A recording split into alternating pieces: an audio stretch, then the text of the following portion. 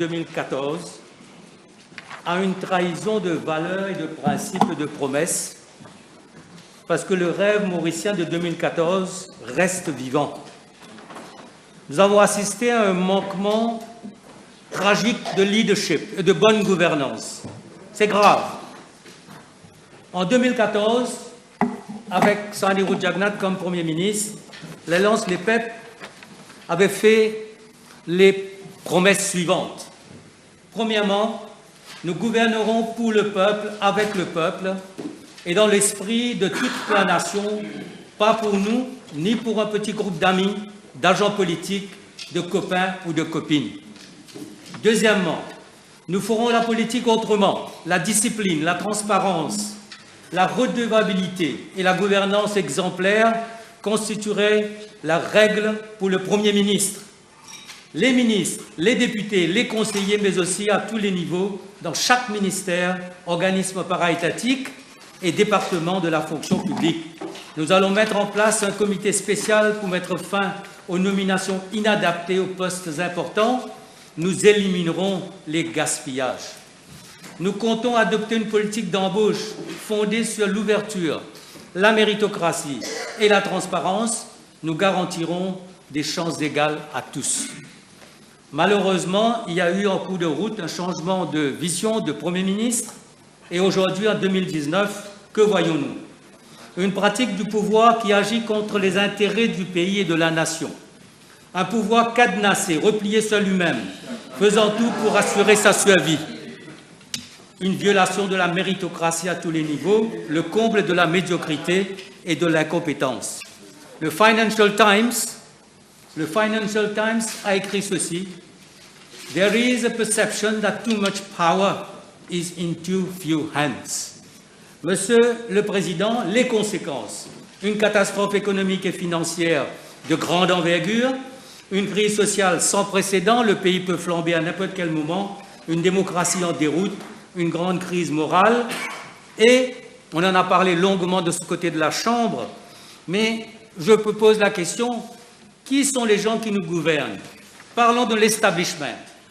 Il y a un graphic artiste qui est à la tête de la télévision nationale. Nous avons un steward à la tête de Airports Holding avec une compagnie nationale Air Mauritius à genoux avec 23 milliards de roupies. Nous avons une responsable de l'immobilier à la tête de Landscope avec 20 milliards. Nous avons eu un commissaire de police pendant quelque temps qui était par intérim. Nous avons un secrétaire pour Foreign Affairs avec un contrat mois par mois en attendant quelqu'un à être nommé. Et nous avons de plus en plus de hauts fonctionnaires sur contrat au cabinet, aux finances et à la CCID. Ils ont tous un seul certificat. Ils ont été sélectionnés par la cuisine. Ce gouvernement, Monsieur le Président, a perdu la confiance du peuple de par son incompétence et son indifférence. On parle souvent, on parle toujours de visionary leadership. Where is the vision? Where is the leadership? La dette est insoutenable, Monsieur le Président. Le système de pension est insoutenable. La crise énergétique sera insoutenable. La politique et les priorités de dépenses insoutenables. La misère du peuple aussi sera insoutenable. Et du côté de la majorité, on continue dans la même direction. Vous croyez bien faire, tout va bien, tout va très bien. Et il y aurait du côté de la majorité des Superman, des Bahubali, qui, comme si rien n'a été construit avant. Tout le monde sait qu'est-ce qui a été construit depuis 2014. Nous avons des Bahubali pour dire que rien n'a été fait avant. Il y aurait...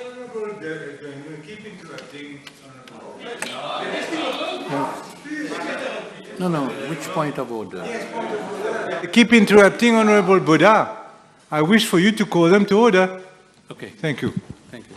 Monsieur le Président, il y aurait des Bahubali Wait. comme si rien n'a été construit avant. Pardon. May I call to order all members to be quiet while the other speaker is speaking, please?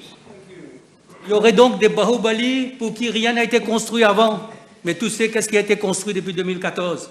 Il y aurait des leaders de la trempe de Shivaji qui dirigent notre pays, qui se battent. Je me demande si ces Shivaji se battent pour la vérité, la droiture et la justice. Et le comble, c'est une découverte 30 ans après de politique. Et il y aurait aussi des gopis, G-O-P-I-S, qui lèvent la tête à Lord Krishna pour quelques contrats juteux. C'est ça la pratique du pouvoir à l'île Maurice aujourd'hui.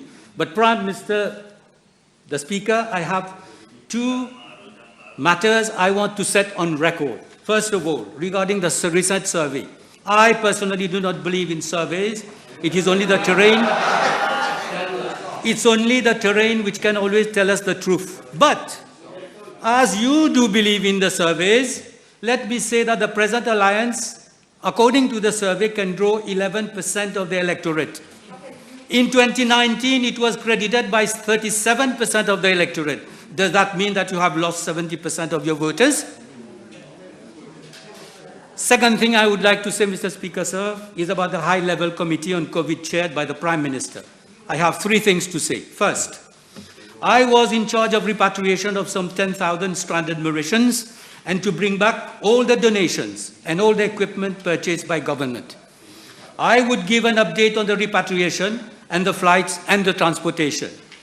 We were never informed of what was being purchased, the numbers, the cost, and the name of suppliers. The ministry was asked to bring them, my ministry was asked to bring them to Mauritius. It was only later during question time that details emerged as to the 1.2 billion in emergency procurement and the dubious contracts which led to the tragic events later. The second thing, Mr. Speaker, sir. Yes. Listen. As for the ventilators, Mr. Speaker, sir, the name of Pack and Blisters as suppliers was mentioned by the Prime Minister and former Minister Saminaden. The former minister informed that the ventilators were to be collected first in Guangzhou, second in Hong Kong, later in Beijing. When it came to Beijing, the Prime Minister informed the committee that the ventilators were faulty. Later, we were informed that they would be supplied from Europe, and by that time, I had left the government. Third, as to the minutes of the meeting, no minutes were circulated amongst the members. However, the Prime Minister had an updated report daily, which was used as an agenda. This is the truth, Mr. Speaker, sir. Mr. Speaker, sir, leadership makes a big difference. When public sector leaders decide, it impacts on public trust in government. You have 2 minutes. The public does not have trust in this government because good leaders create and sustain cultures of integrity, competence and service. This is not the case today. Mr. Speaker, sir, the MSM has lost its soul and its bearings, its principles and its values. I know it. Gone are the days of Sanirud and the leadership when all was based on hard work, on discipline, a sense of responsibility to the nation, decisiveness in the interest of the people when we take decisions, caution in the use of public funds, and repayment of debts before maturity.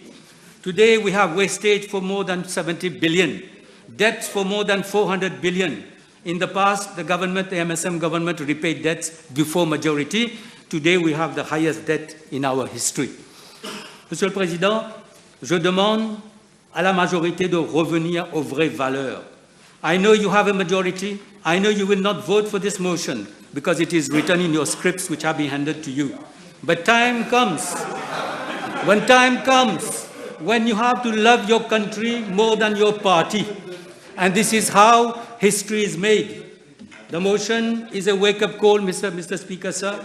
The challenges are enormous: economic re-engineering, fighting the drug scourge, fighting poverty, address climate change, rebuild our democracy, food security. Let me say a few words to the new generation of the MSM honorable members on the other side. Order. Let me tell them, do not believe that the Bank of Mauritius belongs to the party in power. Second, that the police is at your beck and call. Third, that the key to the drawers of ICAC will always be in the same hands. Time will come.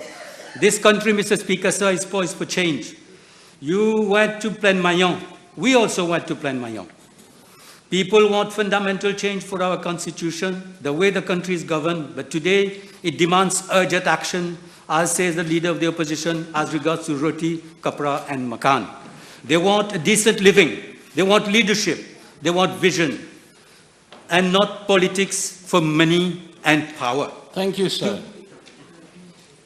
Do I have 2 minutes? Honorable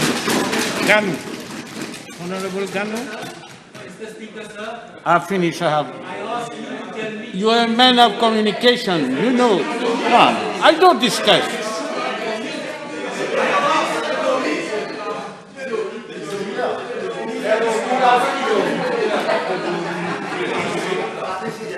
And you dare discuss with the chair. You want to become Prime Minister, eh? Honorable Ganu, you have 25 minutes. Thank you. Thank you, Mr. Speaker, sir. Monsieur le Président, l'orateur qui m'a précédé a cité le nom de Sir Anirudh Jagannath comme son témoin. Je me demande s'il est au courant de ce que Sir Anirudh Jagannath a dit de lui après avoir quitté la banque MSM. Monsieur le Président, nous nous retrouvons aujourd'hui dans cette auguste assemblée. Monsieur le Président, this is injury time. Nous nous retrouvons aujourd'hui dans cette auguste assemblée devant une situation inédite. Nous avons d'un côté un gouvernement avec une majorité claire, confortable et cohérente qui est en train de mettre en œuvre semaine après semaine son programme dans la plus grande sérénité. Et en même temps, il s'attelle à gérer les conséquences de deux grandes crises mondiales, en l'occurrence la pandémie du Covid-19 et la guerre Russie-Ukraine. De l'autre côté, nous avons une opposition sans direction, hétérogène, discréditée d'après un récent sondage, sans vision, mais qui a fait de la démagogie, de la haine et de la division, du dénigrement systématique des institutions et de ses adversaires, le socle même de son action politique. Cette motion de censure, manifestement, découle de ce cynisme. Elle a pour seul motif d'entretenir un climat de tension dans le pays pour saper le moral de la population et lui faire perdre confiance dans l'avenir du pays. C'est un jeu dangereux et infect auquel s'adonnent certains apprentis sorciers de l'opposition. Et ce, avec l'aide d'autres fauteurs de troubles patentés et anarchistes qui, du reste, portent de lourdes responsabilités dans les violences qu'avait connues le pays dans le passé et qui ont malheureusement laissé des graves séquelles au sein de notre société plurielle. Ils ont essayé d'inciter par procuration une dynamique d'agitation populaire à travers le pays.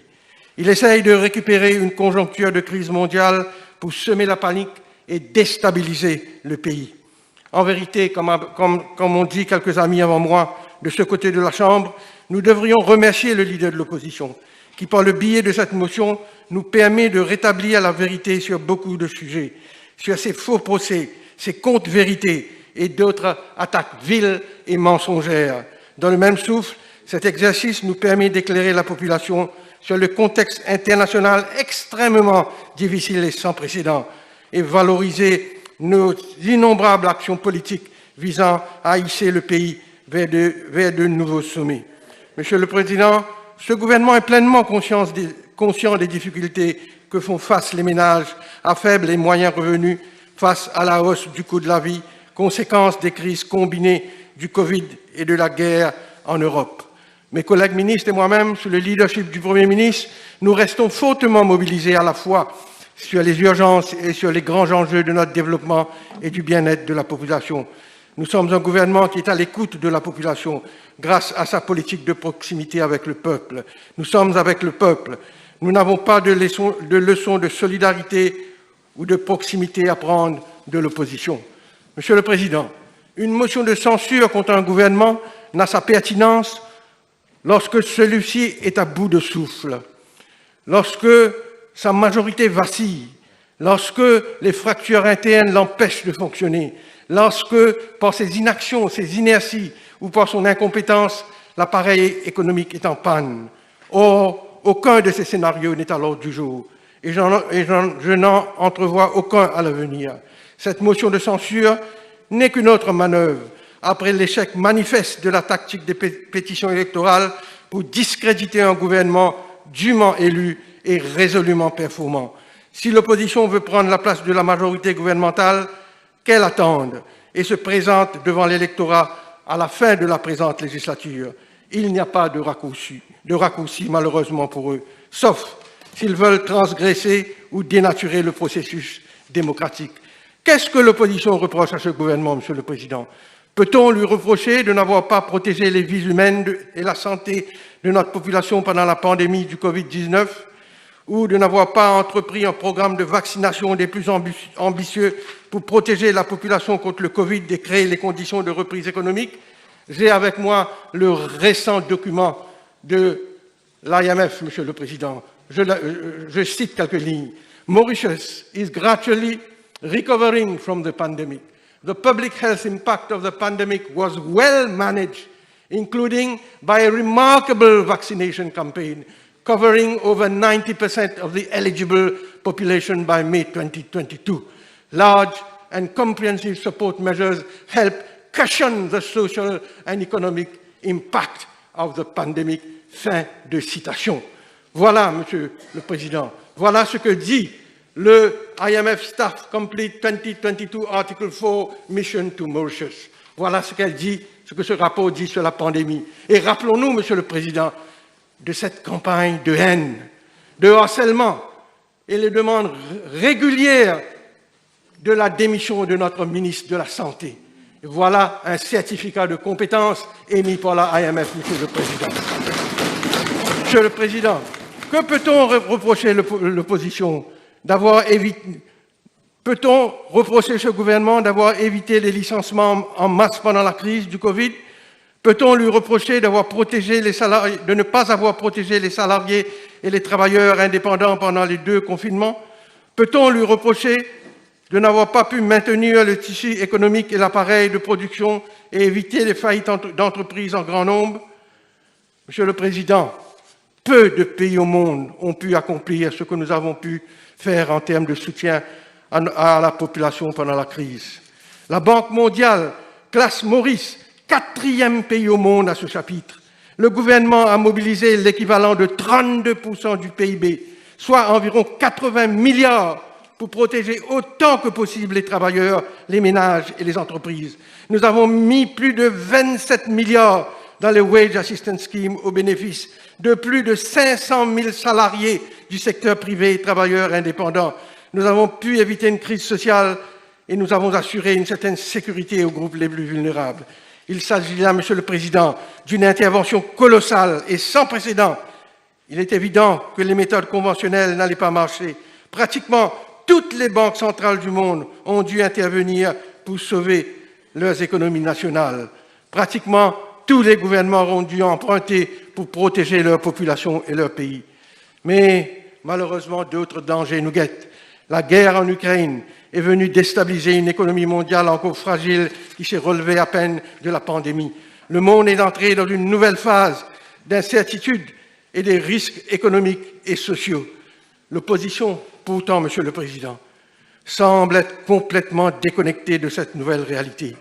Il serait bon de leur rappeler certaines vérités.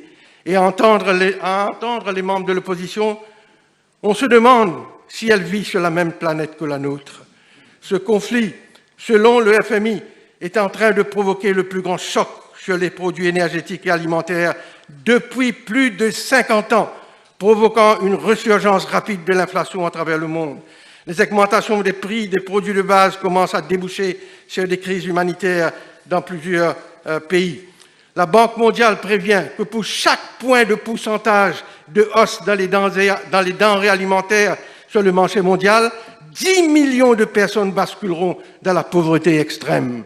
Les prix énergétiques devraient connaître une hausse de 50% par rapport à l'année précédente. Le coût du baril de Brent tournera en moyenne autour de $100 en 2022, selon les dernières prévisions de la Banque mondiale. Les prix alimentaires en avril 2022 demeurent, eux, 30% plus élevés qu'à la même période l'année dernière, selon le FAO, Food Price Index, Monsieur le Président. Donc, do we really understand the contours of this hecatomb, Monsieur le Président? Voilà pourquoi, aujourd'hui, world oil prices are increasing, comme je viens de dire, by 33%, le prix du charbon par 80%, gas prices for 85% en Europe, 10% in North America, 20% in the rest of the world. World food prices are raised by a weighted average of 6%, with wheat prices up to 90%, corn prices 40%, and all other index components assumed to remain unchanged. Fertilizer prices by 30%, Monsieur le Président. Mais il n'y a pas que le choc de prix. La croissance mondiale est également menacée, ce qui complique davantage la gestion de cette crise par les gouvernements et les banques centrales. The effects of the war will propagate far and wide, adding to price pressures and exacerbating policy challenges, affirmé le FMI dans une récente observation. Et Monsieur le Président, je n'ai pas parlé de la crise dans le container ship industry. Je n'ai pas parlé de la crise et la hausse de freight prices par faute de temps. Mais Monsieur le Président, la FMI que je viens de citer dit s'inquiéter que les perspectives de croissance s'assombrissent alors que l'inflation s'accélère. Elle rappelle que même avant la guerre, plusieurs pays souffraient de la hausse des prix en raison des perturbations dans la chaîne de distribution internationale à cause de la pandémie. Les récents confinements en Chine sont venus aggraver la conjoncture. Dans le dernier World Economic Outlook, le FMI projette une chute notable de la croissance mondiale de 6,1% en 2021 à 3,6% en 2022. L'Organisation mondiale du commerce, le WTO, Monsieur le Président, rappelle pour sa part que la production de nourriture, de l'énergie, des fertilisants en Ukraine et en Russie, deux gros fournisseurs mondiaux de ces marchandises, est fortement entravée et qu'il y a en conséquence des risques pour la sécurité alimentaire dans les pays pauvres. Permettez-moi, Monsieur le Président, de citer la directrice générale de l'OMC, Mme Ngozi Okonjo-Iweala. Je cite, « The war in Ukraine has created immense human suffering, but it has also damaged the global economy at a critical juncture. Its impact will be felt around the world, particularly in low-income countries, where food accounts for a large fraction of household spending. » Fin de citation. Les prix donc vont rester sous forte pression à l'échelle planétaire en 2022, avec une projection de l'inflation de 5,7% dans les pays avancés et 8,7% dans les pays émergents et en développement. Ce scénario de croissance réduite et de prix élevés met en évidence les risques d'une croissance mondiale inégale avec des dangers de crise humanitaire dans les pays pauvres et à moyen revenu. Monsieur le Président, à cet effet, l'ONCTAD met en garde une situation très inquiétante pour l'Afrique et les pays sous-développés qui sont les plus exposés à la guerre Russie-Ukraine, à la hausse des prix mondiaux et la volatilité des marchés financiers. C'est un défi extraordinaire à relever pour la planète. Même les pays avancés et aussi les grands pays producteurs alimentaires sont affectés par ce dérapage inflationniste.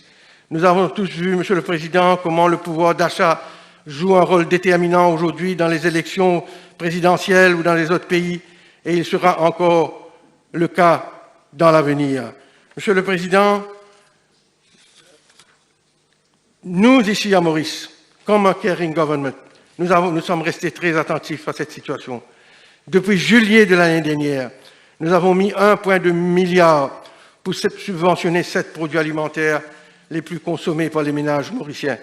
La semaine dernière, le gouvernement a décidé d'accorder une somme additionnelle de 150 millions sur les subventions pour maintenir les prix de ces produits. Dans le même souffle, le gouvernement a accordé une subvention additionnelle aux boulangeries pour qu'elles puissent maintenir le prix du pain maison à 2,60 € à l'unité. Par ailleurs, le Premier ministre a récemment annoncé que le markup sur 15 médicaments les plus consommés sont revus à la baisse pour qu'ils continuent à être accessibles à la population. Le gouvernement continue de travailler sur plusieurs pistes pour faire face à cette situation et protéger le pouvoir d'achat de ceux au bas de l'échelle. Monsieur le Président, il faut donc se rappeler que le gouvernement a pris des actions proactives pour soutenir le pouvoir d'achat de nos compatriotes. Nous avons décrété pour l'année 2022 une compensation salariale de 500 roupies pour les salariés qui touchent jusqu'à 13 000 roupies mensuellement et 400 roupies pour ceux qui touchent plus.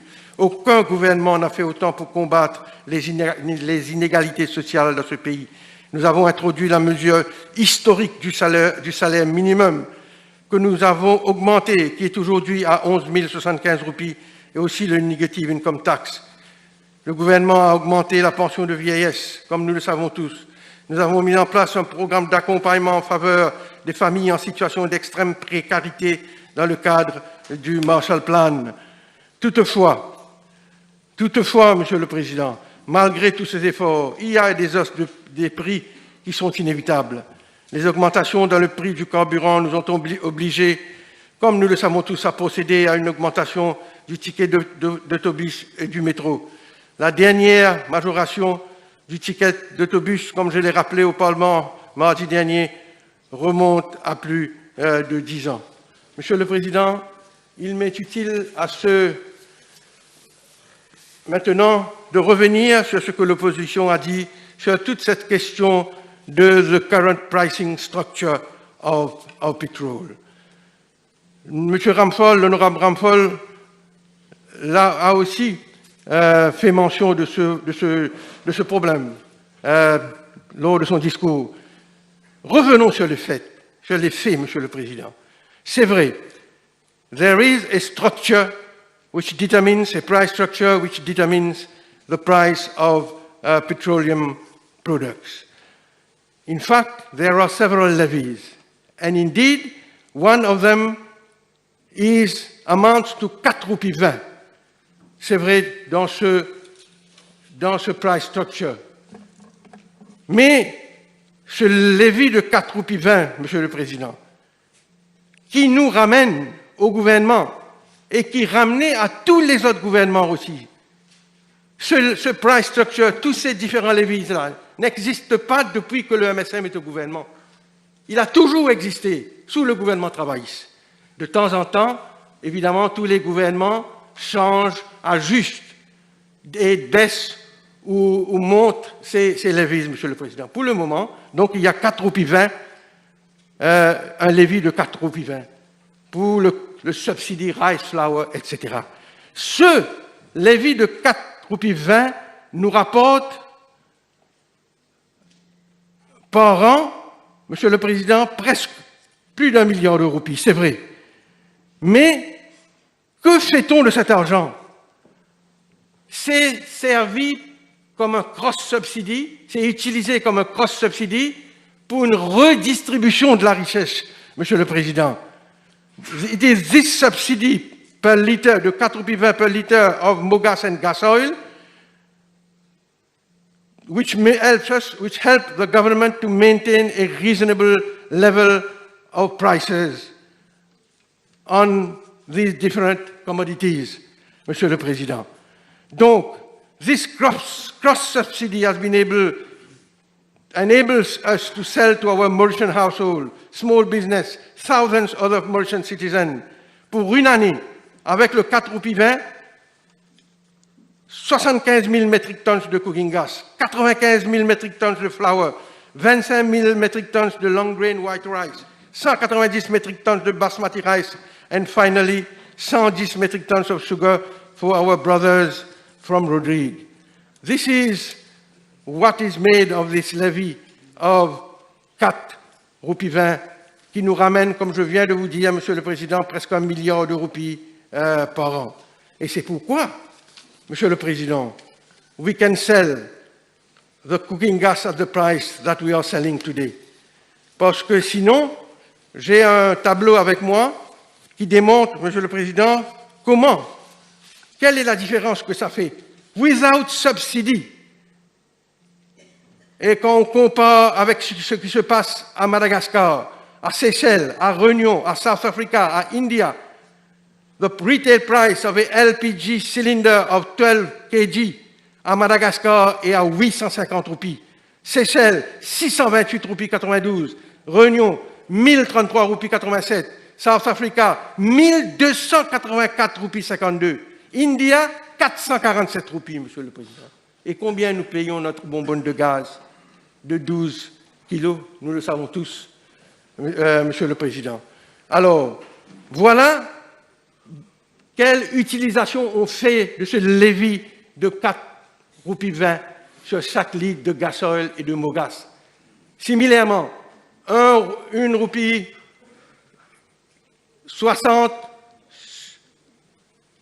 qui représente un autre levier, nous permet de collecter 700 millions de roupies que nous utilisons dans le transport industry.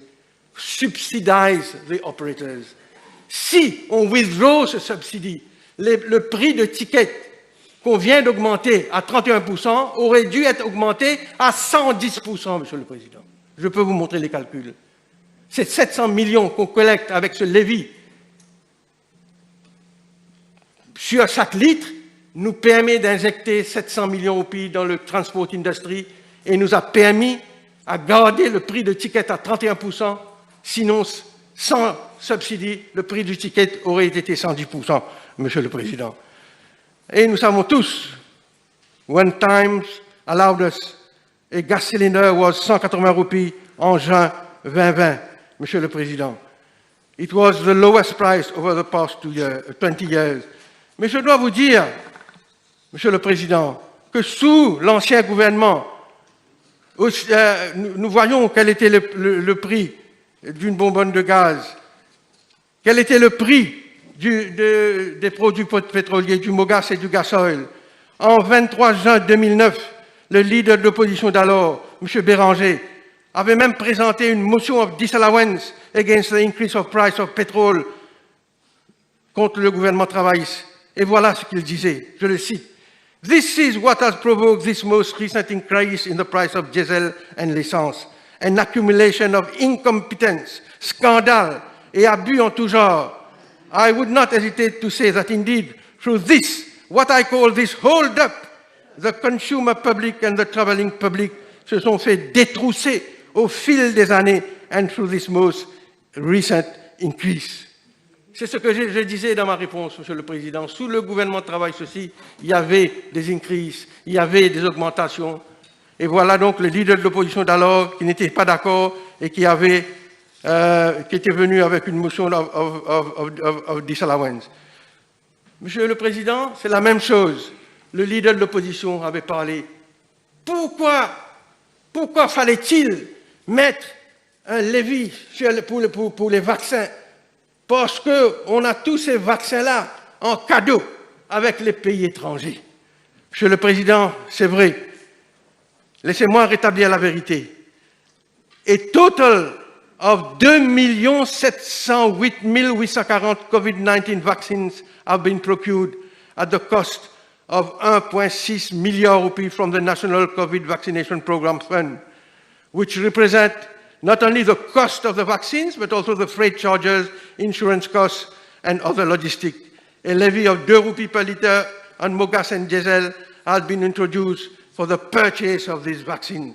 The vaccines procured are as follows: 100 800 doses Oxford AstraZeneca, 100 000 doses of Covishield, 200 000 doses of Covaxin, 1 500 000 doses of Sinopharm, 60 000 doses of Component 1 and 60 000 doses of Component 2 of Sputnik, 288 000 doses of Johnson Johnson, 400 000 doses of Pfizer vaccine. On a acheté tout ça, Monsieur le Président. On n'a pas eu cadeau. On a eu des donations. Il faut le reconnaître. Et nous sommes reconnaissants envers ces pays, envers l'Inde, envers la Chine, envers l'Afrique du Sud, envers le UAE, USA, France, UK, African Union, etc. Mais seulement, les vaccins qu'on a eus en donation, évidemment, n'ont pas suffi. C'est pourquoi, comme je viens de vous dire, Monsieur le Président, 2 708 840 vaccins were procured at the cost of 1.6 million rupees. Voilà pourquoi ce levier de 2 millions de roupies a été imposé pour pouvoir protéger notre population, vacciner notre population et assurer la santé de notre population, Monsieur le Président. Donc, le développement il y a un autre argument que l'opposition a fait, la dernière fois, le leader de l'opposition concernant le développement. Et je crois réellement que c'est la démagogie. Quand le leader de l'opposition demande de geler les projets de développement parce que les prix augmentent dans les supermarchés. Le développement de l'infrastructure est vital pour l'efficience et la compétitivité économique du pays, mais aussi pour la qualité de la vie et la sécurité de la population, Monsieur le Président. No, what is this? Nous allons... What is this?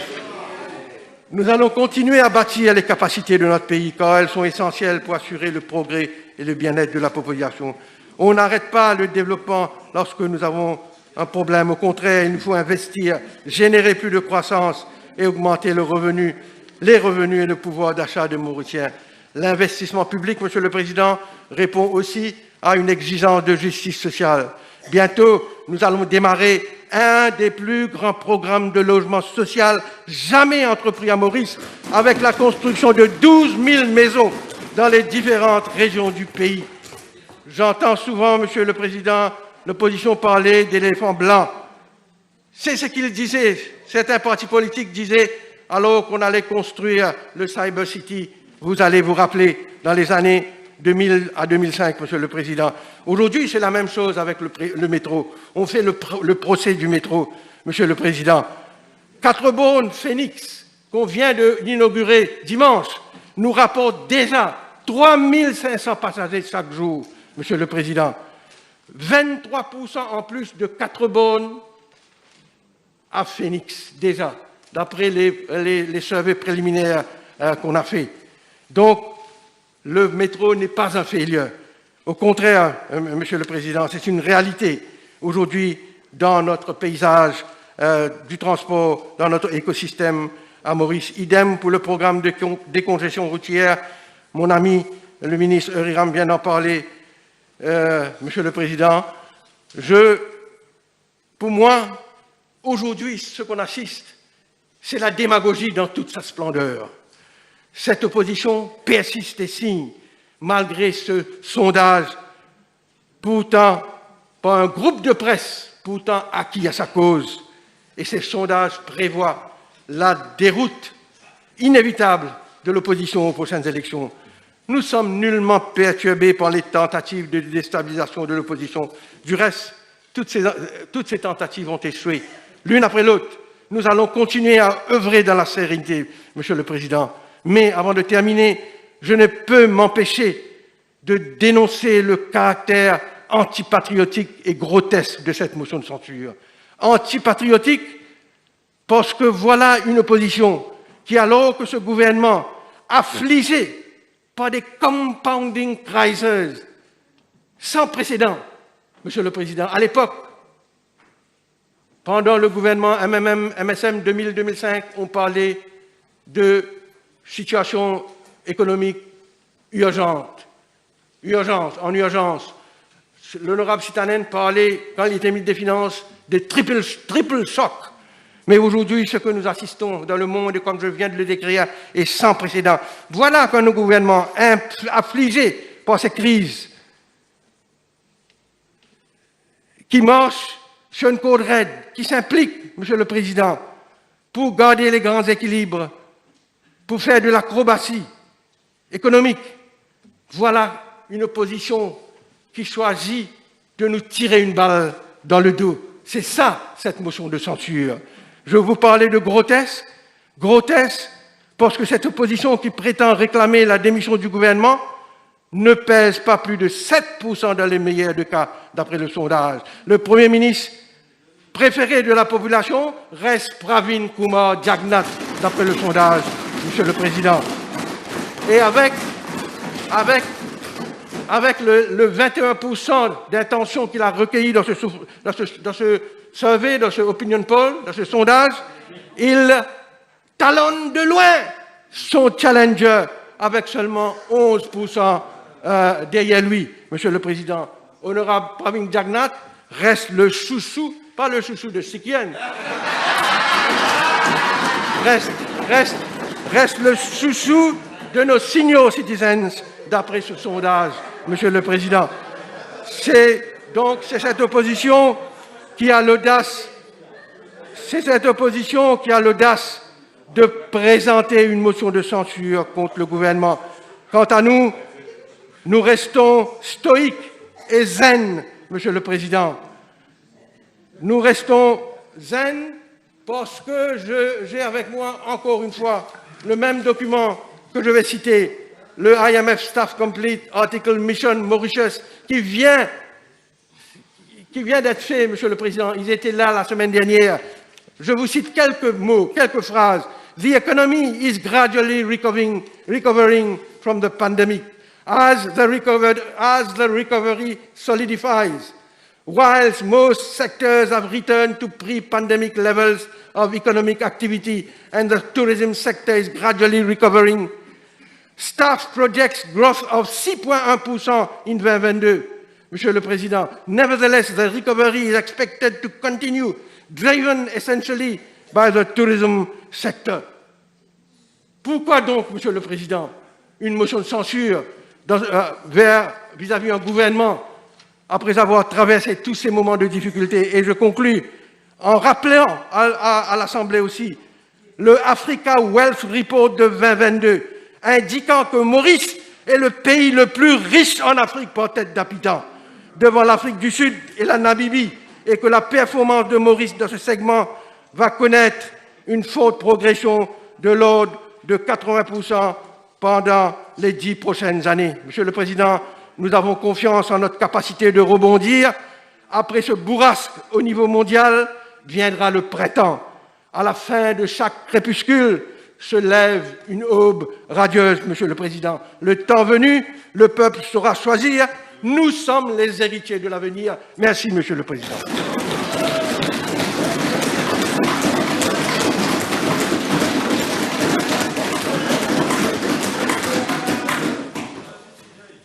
Mr. Speaker. Last time I record, you have 30 minutes. Yeah, Mr. Speaker, we have been privileged to some hysterical speeches made by members on the government bench. And I can understand, it's what I call in defense of the indefensible. Why? It's simple, because this is the best government that money can buy. The best government that money can buy. Mr. Speaker, the leader of the opposition has moved the people's motion. And it's not a motion which has been moved lightly. It's been moved after discussions with all stakeholders and with those who are suffering, those who are worried whether they'll still have a roof over their head, those who are worried whether the kitchen will run smoothly, as to whether they'll be able to honor their loan commitments. This is the harsh reality. People don't give a damn in relation to quotations or citations being made from findings of reports. This will not enable them to walk on a full belly, Mr. Speaker. The situation is totally different from what is being spelled out in this chamber. And why is it that people are worried? Because we have a government, Mr. Speaker, which is ruthless, which is mean, and we will stand up to this government. A government which is heartless. I hear our honorable friend, Honorable Ganu, saying that there are subsidies to support those at the lower rung of the ladder. But these subsidies are being borne by taxpayers. They don't run a charitable institution, Mr. Speaker. This is money coming out from the pocket of taxpayers. So, what are you saying? You're saying nothing. Trying simply, and let me tell you, you're trying to sell dreams. You're trying to sell dreams. Mr. Speaker, let me remind our friends on the other side of the House. Not only people can see through them, but their coordinated action under instruction from the political arm of the executive means that institutions are dancing to the tune of the regime. And this is unacceptable. What this country is craving for, separation of power, Mr. Speaker, sir. We cannot have instructions, and these instructions are coming from higher quarters. And we've seen what has happened in the recent past. And this is a habit that started, an ugly habit, which started since 2015. I have in mind, of course, the number of arrests, arbitrary arrests made. And you're telling me the international community is not aware of what is happening here? VDEM is an institute run by the Labour Party when it stated blatantly that this is an autocratic government.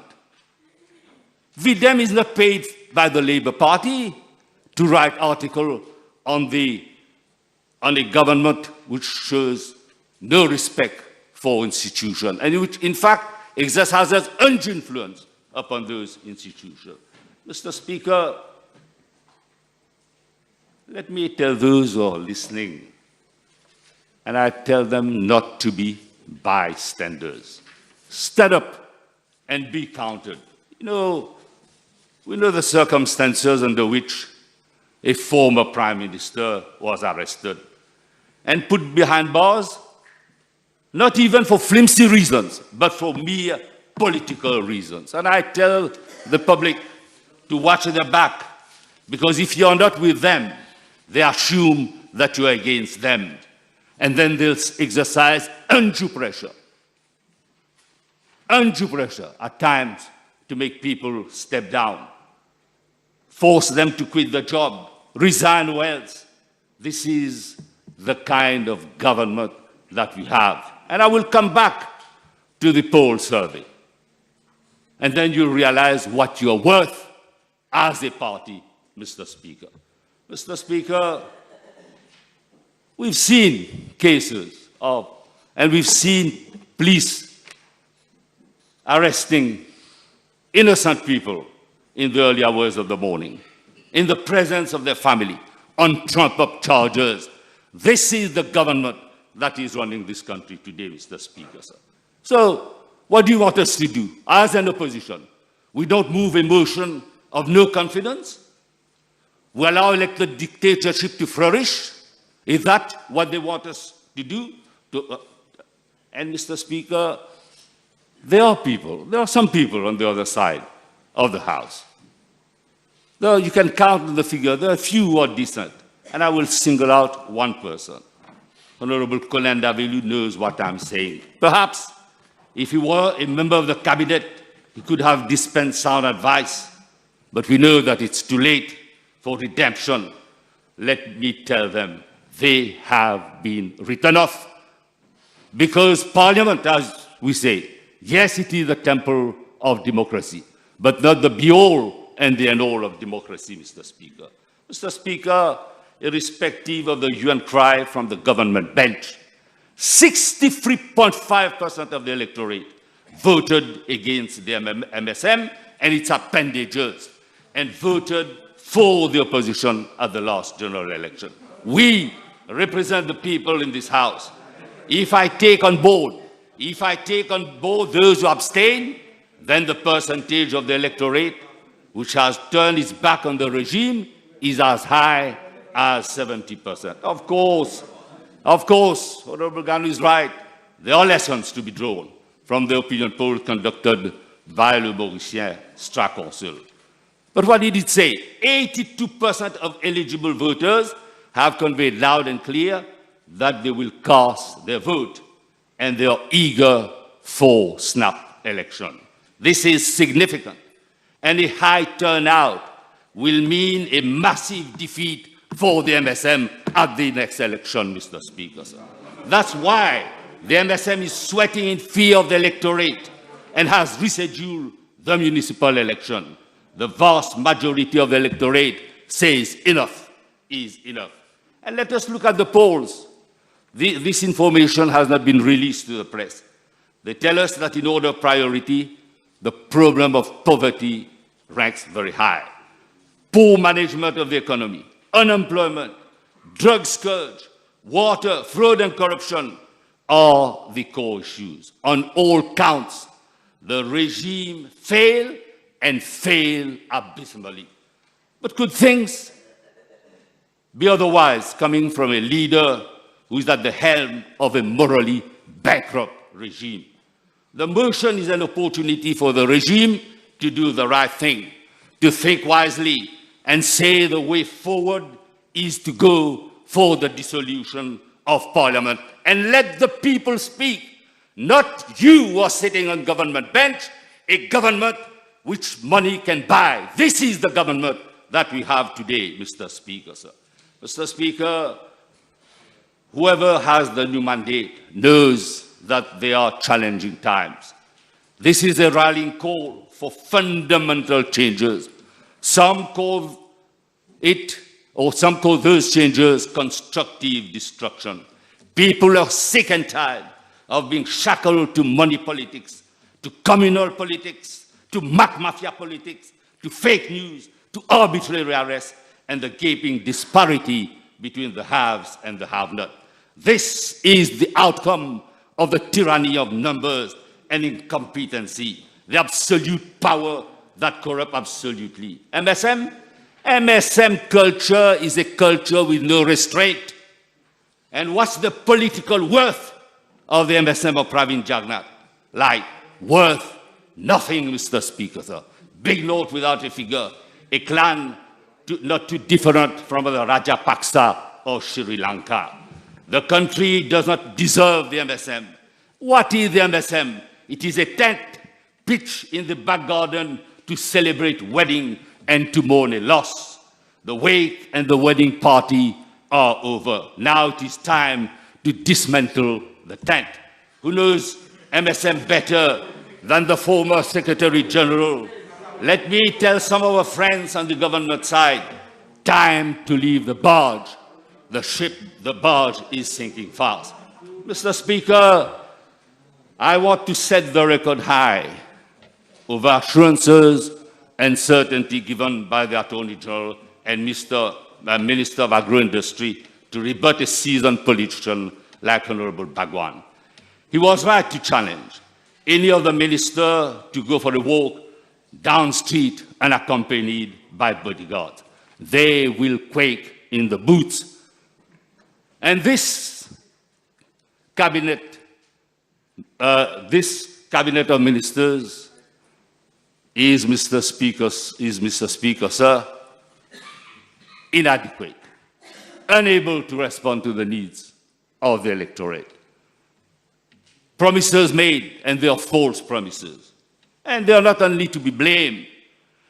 Mr. Speaker, when I look at the political parkour of Pravin Jagannath, he has to be grateful to the Labour Party. He has to be grateful to the Labour Party. And if it were not for the Labour Party in 2008, he would never have returned. It's an amazing twist of history. Government helping a member of the opposition to be returned and to sit as leader of opposition. This is incestuous relationship. But we had to do it because who asked for that? We had to do it at the request of your dad. That's right. That's right, we had to do it. I say it, and I know for certain, Mr. Speaker. And I know for certain, Mr. Speaker. And I know, but let me tell you one thing. Order on both sides of the House. Order. Order on both sides of the House. Both sides. Am I talking to you? Am I talking to you? I said order on both sides of the House. I said order on both sides of the House, including you. You continue.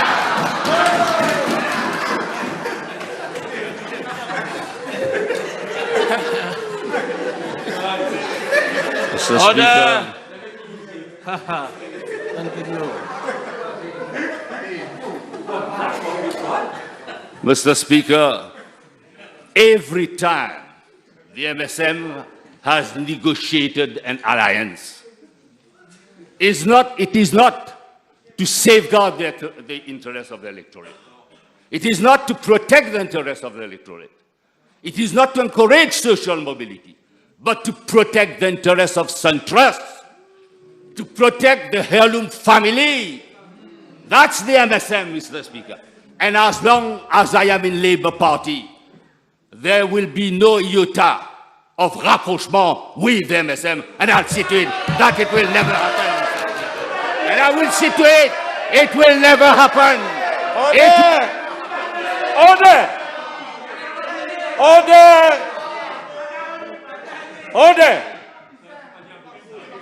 Order! Please continue. Mr. Speaker, born a Labour right, here today and here to stay, Labour Party will live up to the expectation of the people of the nation, Mr. Speaker.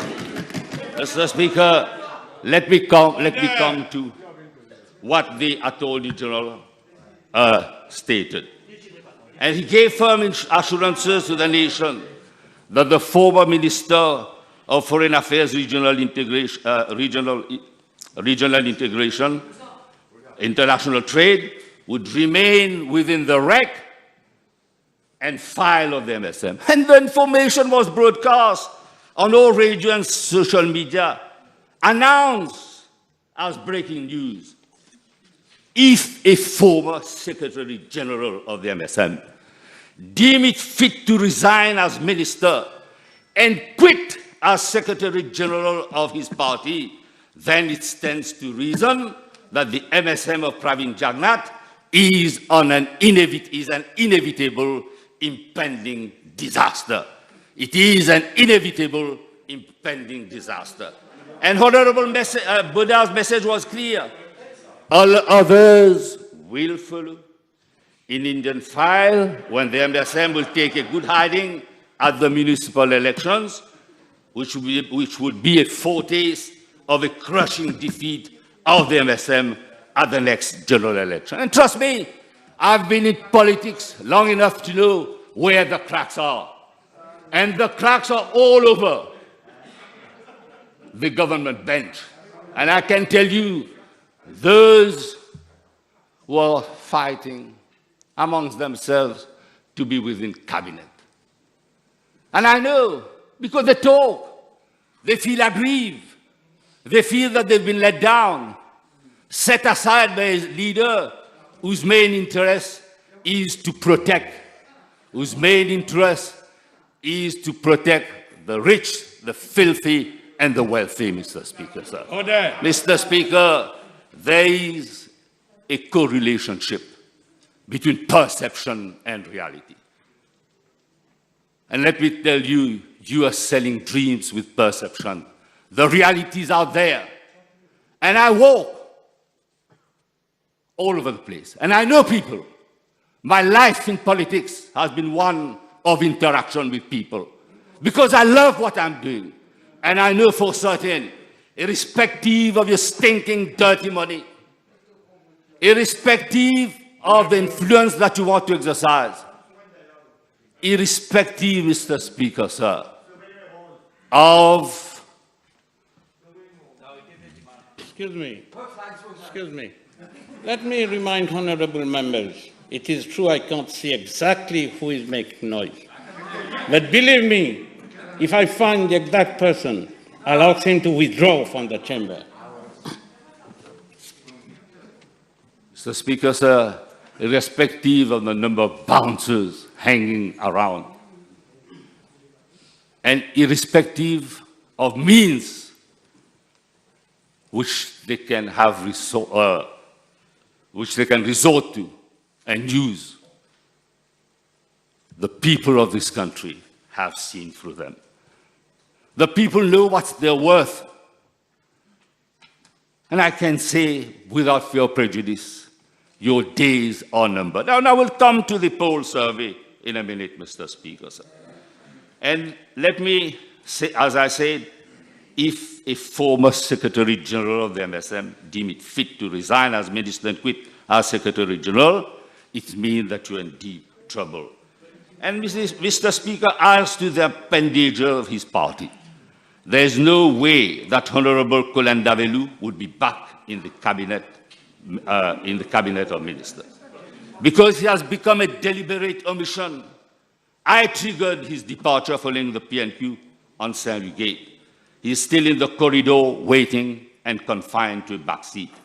Where the outcome of the inquiry to find out of any alleged involvement with the Danish firm over kickback, Pravin Jagnnath wants to keep him out of bounds. Nothing more, nothing less.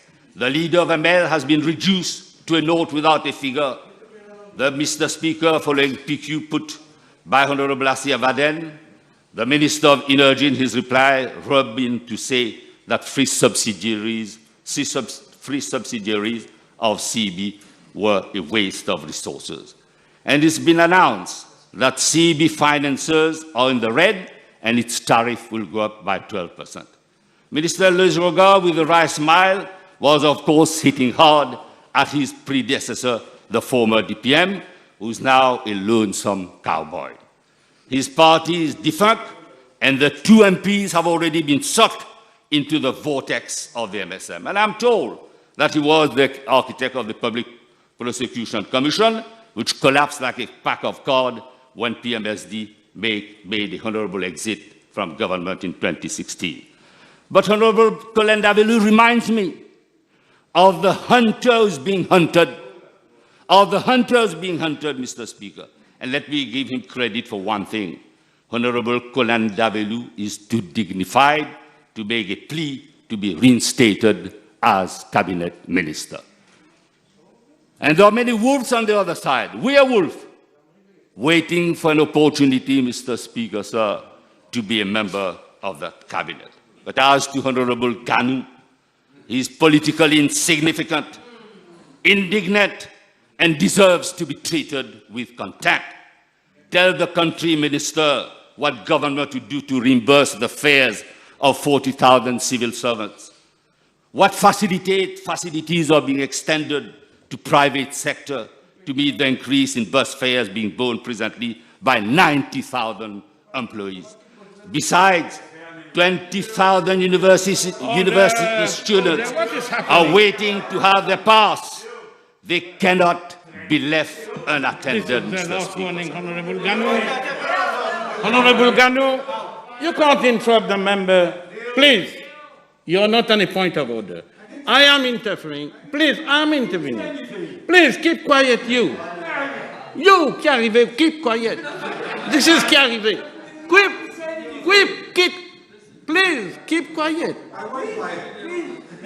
Honorable Ganu, allow the member to continue. And believe me, this is the last warning I'm in. Is it a point of order? Yes. Come with your point of order. Mr. Speaker, the honourable member mentioned my name and told that I was indignant, but I never fled from my constituency. So this is not the point of order. To whom are you talking? To whom are you talking? You sit down there. You have no point of order. I have to rule. I have to rule. But don't discuss with me. Don't discuss with me. Keep quiet. Let me rule. I am the speaker. I rule. Not you. Not you. You have no point of order, please. You have no point of order. Leave it there. You continue. You have no point of order. You continue. I can understand the honourable member because he's been caught with his pants down. Go to your speech. Mr. Speaker. Let me remind you, you have only 2 minutes. It doesn't matter. But they've been hurt, and badly hurt. Mr. Speaker, let me come to the reply given by the Honourable Minister in relation to the increase in tariff buses, who stated that there were free increases in bus fares in 2008, 10 and 13, and the average increase during that period of 5 years was 31%, which is similar to the present average increase of 31%, although the stretch of time is 9 years. In this time, it is not true. And he added that the average increase is the same as that under the Labour Party from 2008-2013, although the price of diesel was much lower at that time, Mr. Speaker. The free increases in tariff of bus fares under the Labour government was due to increase in wages and salaries and conditions of service that were imposed upon the bus industry, which represents 60% of the operating costs of the industry as compared to 20% represented by diesel costs. What are you waiting, Minister, to ease off the financial burden of these workers? It's time for you to write your political epilogue. Mr. Speaker, since time is running out, let me tell them we cannot in this country carry on with what I call sanitary dictatorship. It's time to allow people to take off the mask. Because the first to break, Mr. Speaker, the first to break those restrictions are people sitting on the government bench. Time, Mr. Speaker, to allow the people to get on the bikes, roll up their sleeves, and work to make sure that this country becomes more productive. Mr. Speaker, and I challenge, earlier I didn't have time to reply to the Minister of Solid Waste, but let me tell him one thing. He had the opportunity to depone before the Court of Investigation set under the chairmanship of Hamad. They chose to stay away, him, Prime Minister, and the Minister of Fisheries, Mr. And yet, they are the people who said that that all appropriate measures were taken to address the problem of leakage of oil from Wakashu. Today, this country has become a reputation because of mismanagement by government. And then you are saying that you are in defense of Mauritius to ensure that we champion the cause of climate change. You're the one who needs to be changed, Mr. Speaker. You are the one who needs to be changed. Let me, Mr. Speaker, say they have, go and read the financial statement of State Bank. Impairment of more than 12 billion rupees. They've run down Air Mauritius. Today, shareholders purchase shares by 60 rupees a share. These shares have been compulsory acquired and 5 rupees 30 given to shareholder. And am I to understand that this is a government which is pro-poor, this is government which is pro-democratization, they are pro their pockets, and this is a government which deserves, Mr. Speaker, sir, to be removed from this House. Let the people choose. First come with municipal elections, and we are going to trounce you at the next general election, Mr.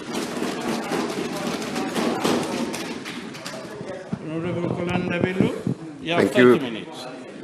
Merci, Monsieur le Président.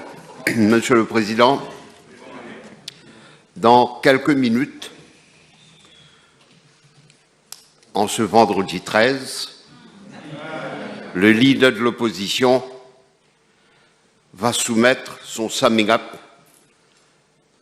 sur la motion qu'il a introduite. Et c'est bon qu'on parle immédiatement de la teneur des discours tenus par l'opposition.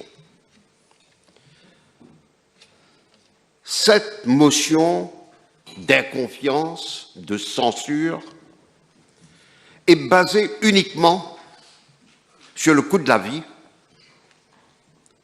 et le pouvoir d'achat. Et on se serait cru dans des débats budgétaires alors que le budget arrive dans quelques semaines. Et c'est là l'incompréhension totale de la population devant la légèreté des arguments de l'opposition. Nous savons tous que le monde est en crise, de la Chine aux États-Unis, de l'Amérique latine, l'Afrique et l'Asie, et nous ne sommes pas épargnés. Mais en filigrane de ce discours économique. Nous avons noté, la population aura noté, l'appel subtil, et pas aussi subtil que cela parfois, à la violence qu'ont fait quelques orateurs, heureusement pas tous, de l'opposition. Prophètes de malheur, en prédisant que le pays serait à feu et à sang, parce que on se réjouit du malheur du pays. On se réjouit par avance en annonçant pénurie, misère, pas d'avenir pour la jeunesse, presque appelant à l'émigration, parce qu'on ne devrait plus avoir confiance dans le pays. Ça me rappelle certains discours de mon enfance, dans les années 65-68, le même discours qu'on entend, mais qui auquel aujourd'hui s'associe un parti comme le MMM. Et c'est là où les générations futures vont juger l'opposition d'aujourd'hui. C'est vrai que les prix montent, c'est vrai que le pouvoir d'achat souffre, mais le ministre des Finances sera là bientôt pour nous présenter ses propositions, et c'est là où l'opposition aura l'occasion de s'exprimer sur la politique économique du pays. Non, ils ont choisi de venir avec cette motion de censure comme si une répétition avant l'heure du débat du budget. Cette motion a servi à voir d'un côté la légèreté du débat, du contenu des discours de l'opposition, mais du sérieux des discours du côté du gouvernement. Et cette motion sert à cristalliser la confiance que la population a mis et continue de mettre dans le gouvernement.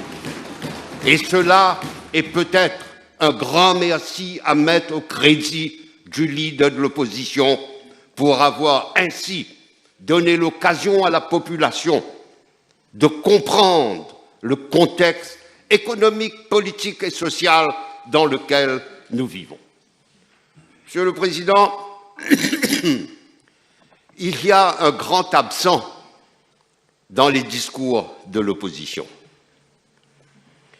Depuis le début de ce présent mandat, depuis 2019, l'opposition a commencé et a continué inlassablement une campagne d'inconfiance dans le gouvernement en disant que le gouvernement avait volé les élections.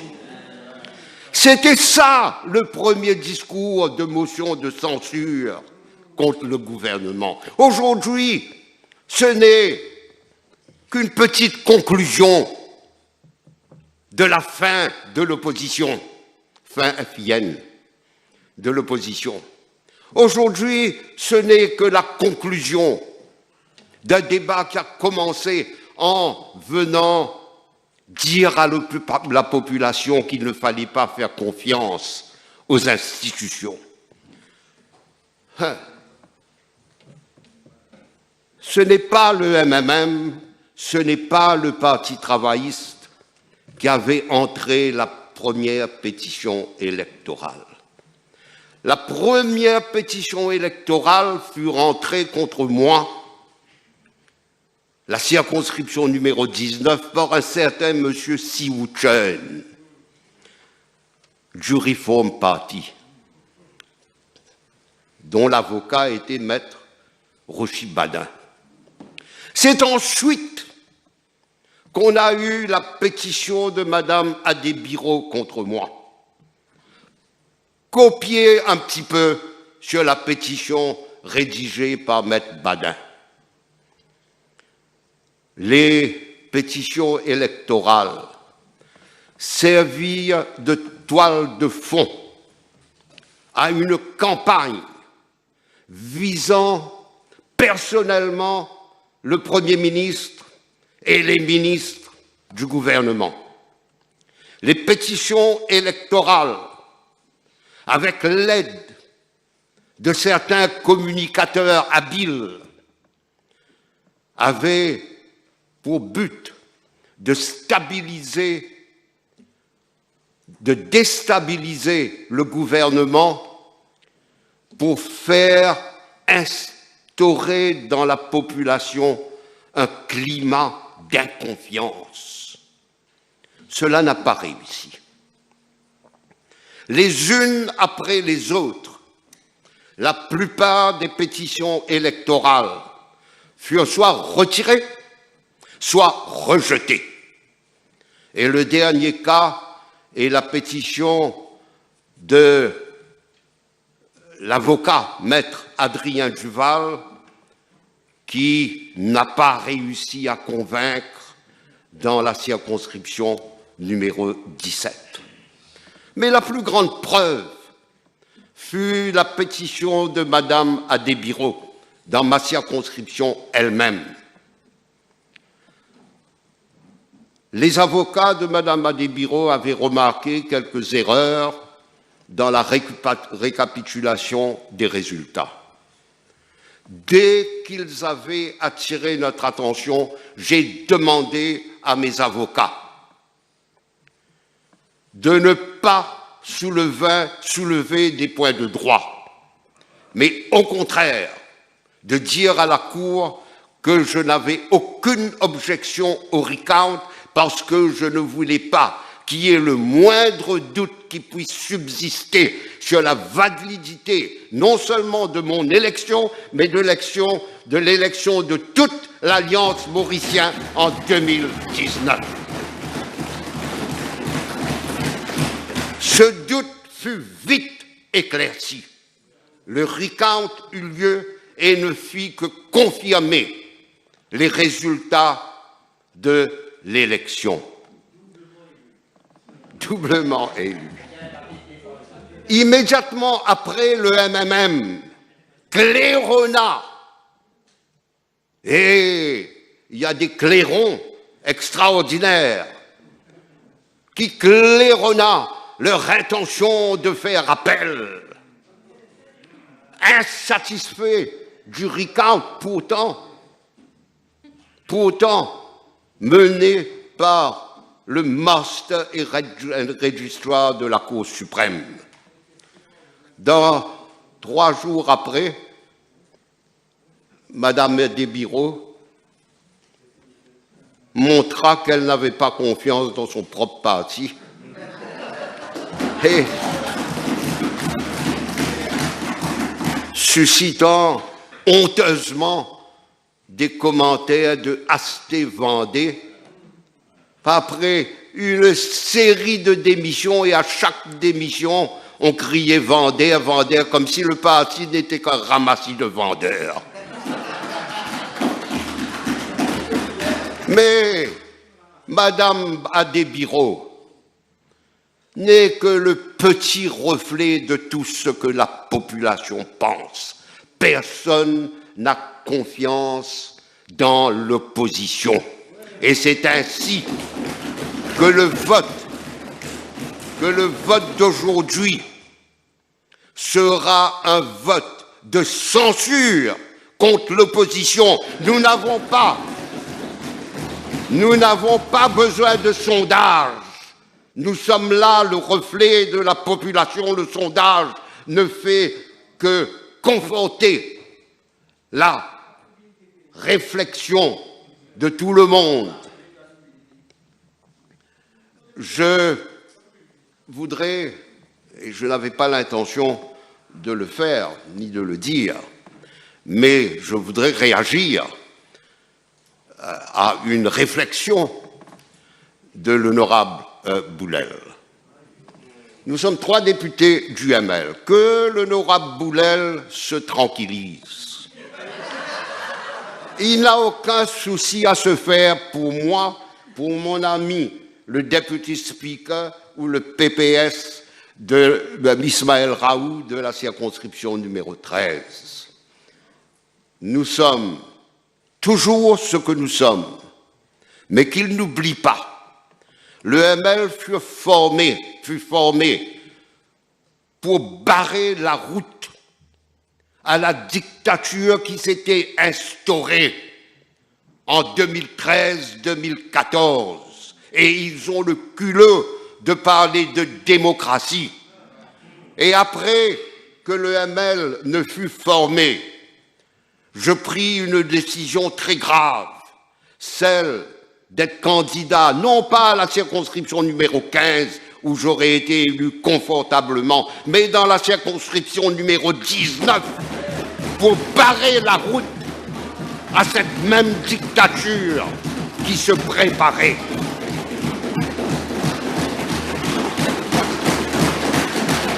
Et la population nous fit confiance au numéro 19, comme partout dans le pays. Voilà le vote de confiance. Et nous ne sommes pas des quémandeurs, nous ne sommes pas dans le gouvernement, mais nous soutenons le gouvernement. Le ML, nous 3 députés, c'est vrai, nous ne sommes que 3, mais nous viendrons par notre vote venir confirmer à la population, à l'ensemble de notre pays, que notre gouvernement mérite la confiance que la population place dans ce gouvernement et dans son Premier ministre. Et nous souhaitons bonne chance à l'île Maurice, à l'île Rodrigue, à Saint-Brandon, à Galéga, les Chagos, à tout le pays. Merci. Et que l'opposition continue avec ses balivernes. Merci le Président, Monsieur le Président.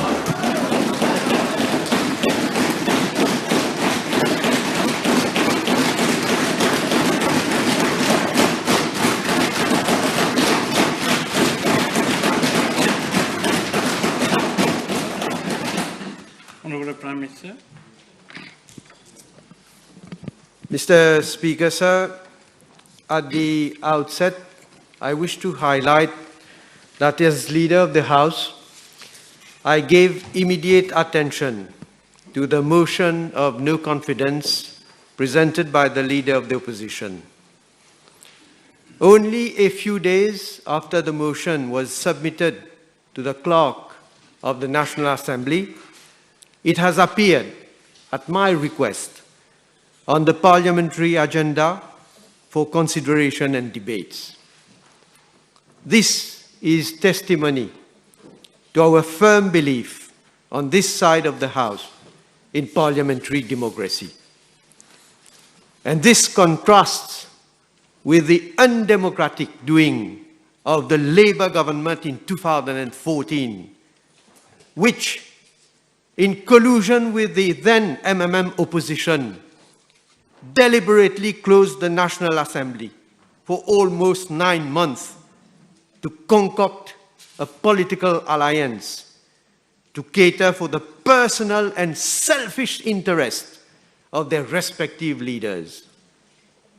And I will come back later to that episode, lorsque notre démocratie parlementaire fut assassinée.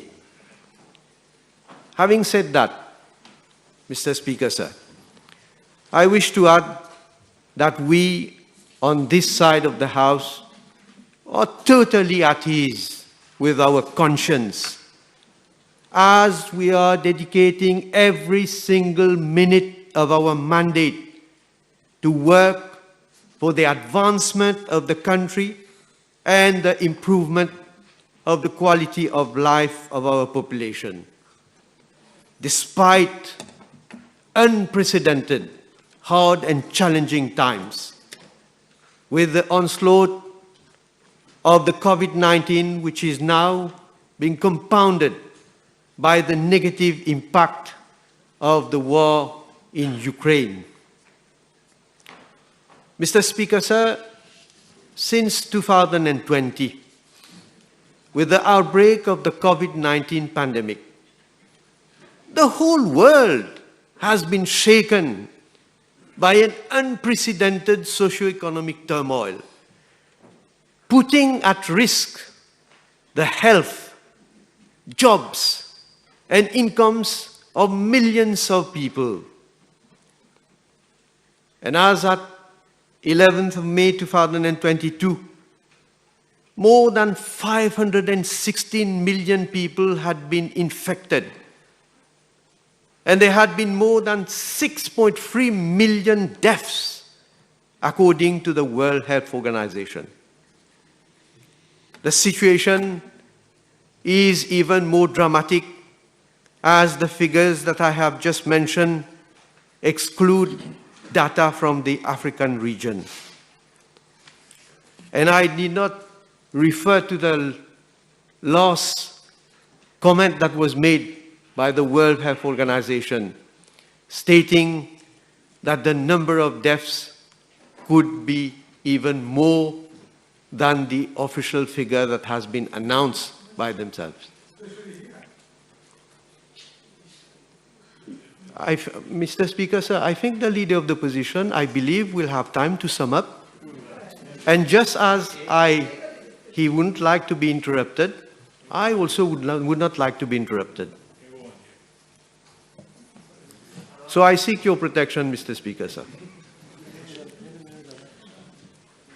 The International Labour Organization has estimated around 52 million fewer jobs in 2022 than at pre-COVID levels. 52 million fewer jobs.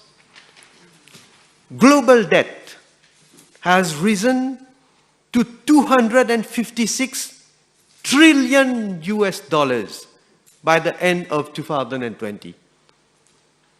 And according to UNCTAD, small island developing states experience an estimated fall in their GDP of 9% in 2020, compared with a 3.3% decline in other developing countries based on IMF projections data.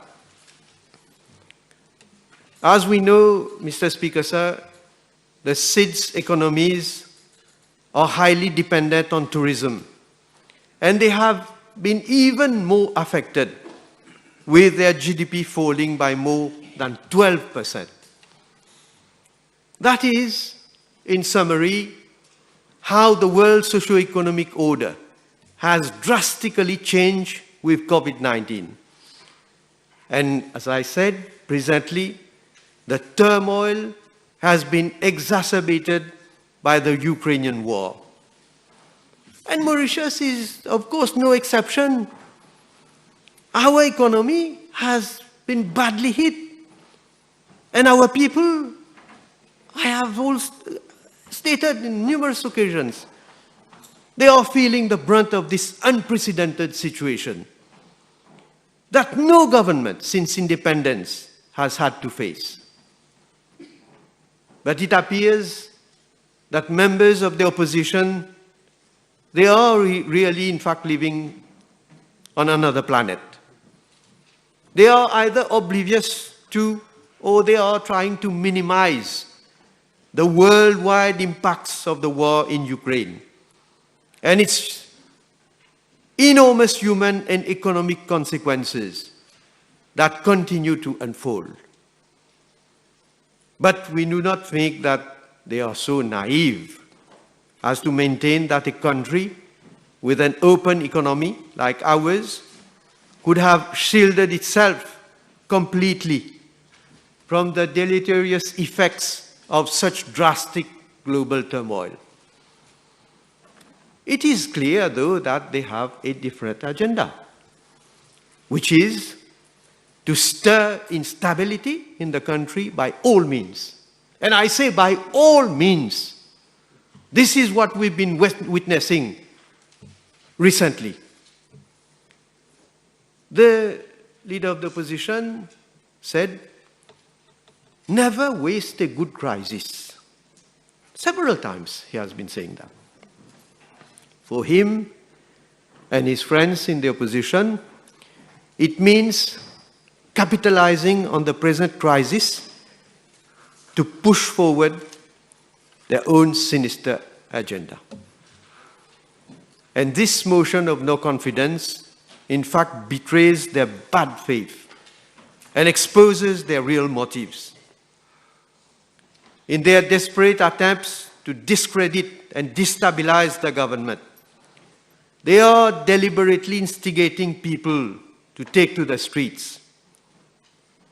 Because we see repeatedly what they are saying. Look what is happening in Sri Lanka. And I know, maybe I don't know if the Honorable Leader of the Opposition is aware. I know what is being said in some private meetings. I must say, I think I'm quite well informed of some people, some members of the opposition, telling people,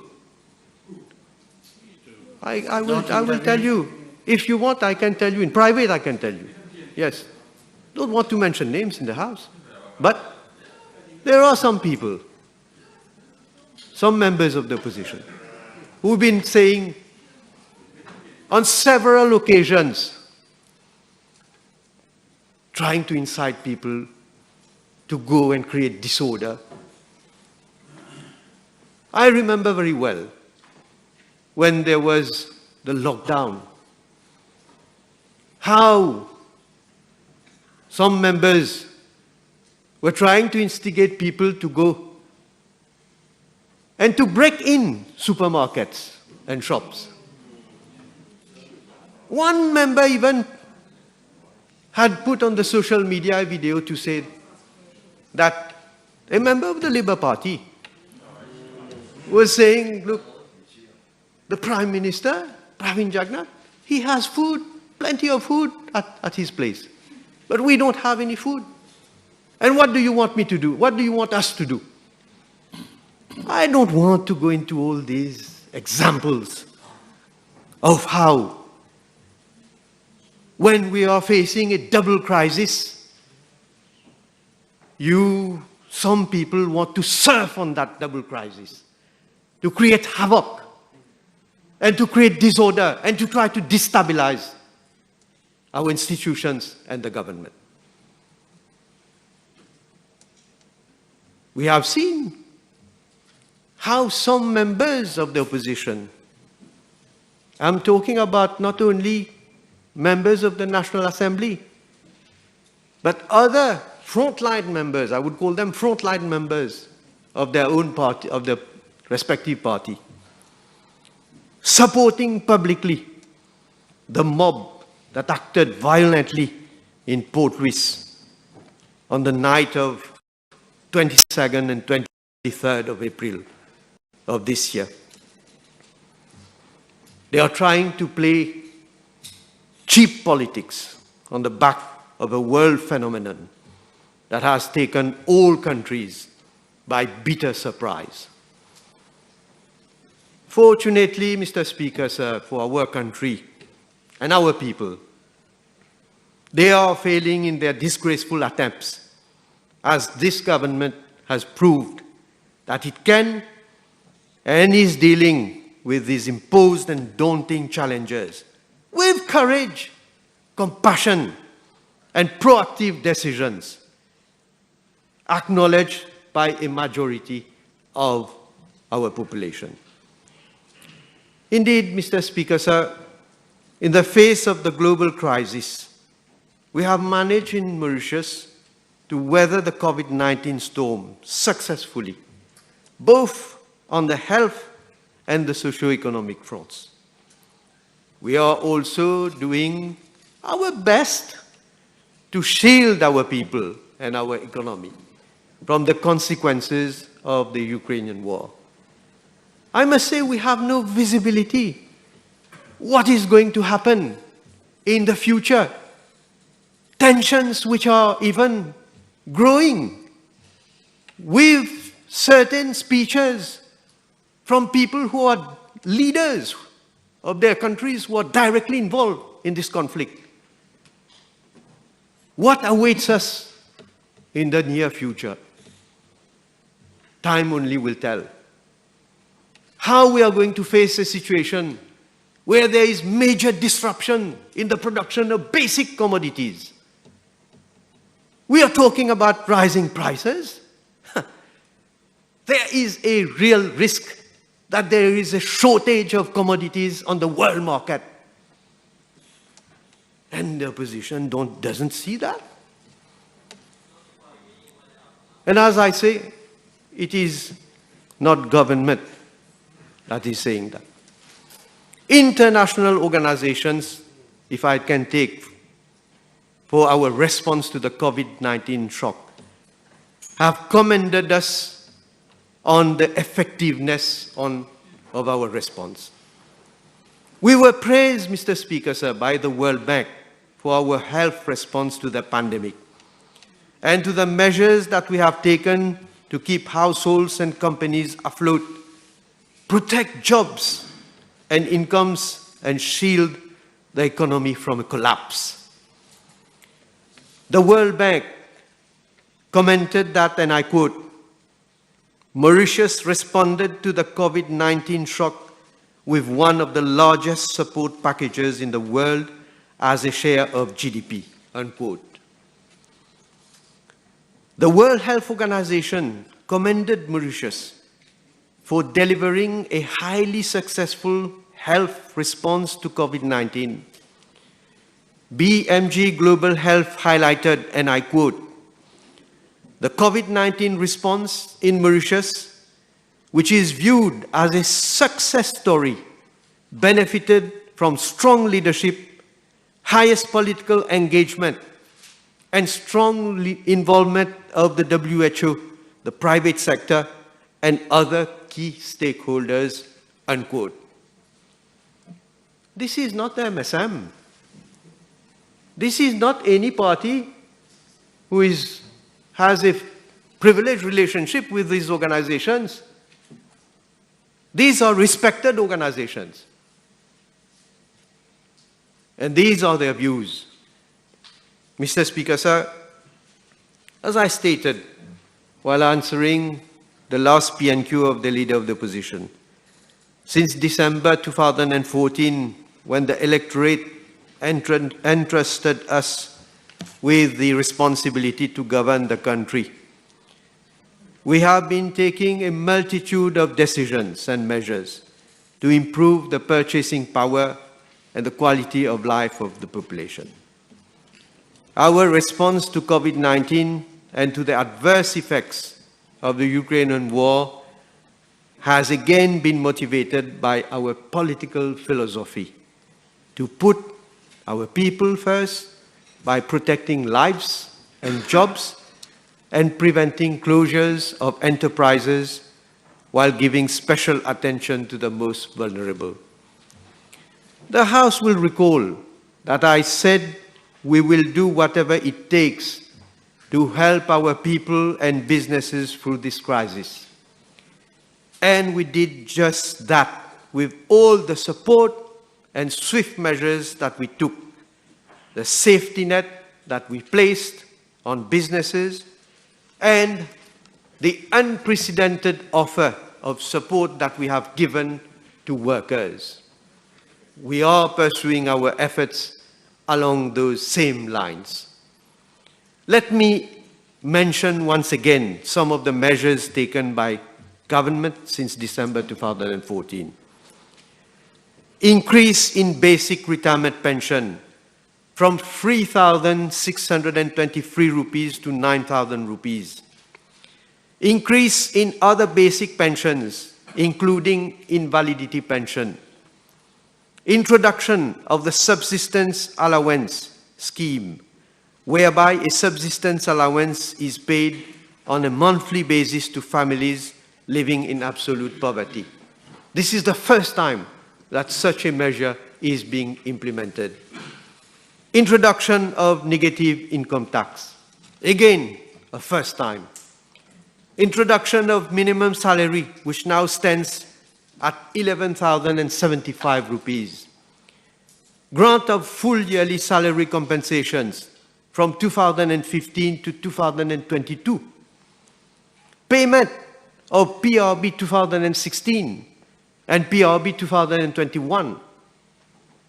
Maintaining free travel schemes for seniors and students. Subsidy on SC and HSE fees. Free tertiary education in public institutions. Subsidy on purchase of water tanks. 6 meter cube of water and wastewater charges free. And increased subsidies in rice, flour, and LPG. Mr. Speaker, sir, the grand total of the measures for the period December 2014 to June 2020 amounted to 112 billion rupees. This represented unprecedented additional revenue given to the Mauritian households. And never before in the history of our country has any government done so much to reduce inequality and promote inclusiveness. Mr. Speaker, sir, in addition to the measures that I've just mentioned, this government has taken numerous other initiatives targeted at our compatriots at the lower rungs of the ladder and who are more vulnerable in such exceptionally challenging times. Let me mention some of those initiatives. Implementation of the Marshall Plan against poverty as from the financial year 2016-2017. Additional support to SRM families in the field of education to the tune of 250 million rupees every financial year. For the current financial year, provision of 416.3 million rupees has been made in the budget of the Social Integration Division. From December 2016 to date, funds to the tune of some 400 million rupees have been disbursed under the Child Allowance Scheme. Distribution of food packs during COVID-19 lockdown, the introduction of the Government Wage Assistance Scheme, Self-Employed Assistance Scheme, and Self-Employed One-Off Grant. So far, under these schemes, some 27 billion rupees has been disbursed. The setting up of a COVID-19 Solidarity Fund, out of which 1.7 billion rupees have been disbursed. The grant of SME, interest-free loan from DBM, to help enterprises with turnover of up to 50 million rupees. Introduction of the 1 million SME COVID Special Support Scheme at an interest rate of 0.5%. And grant of subsidies of 1.35 billion rupees, including the additional 150 million rupees provided by government recently on food commodity items that most frequently consumed by Mauritian families. Mr. Speaker, sir, all these measures that I have re-emphasized upon are concrete and palpable. They have been gratefully acknowledged and appreciated by the population, and particularly by the less economically fortunate of our citizens. That counts the most for me and my government.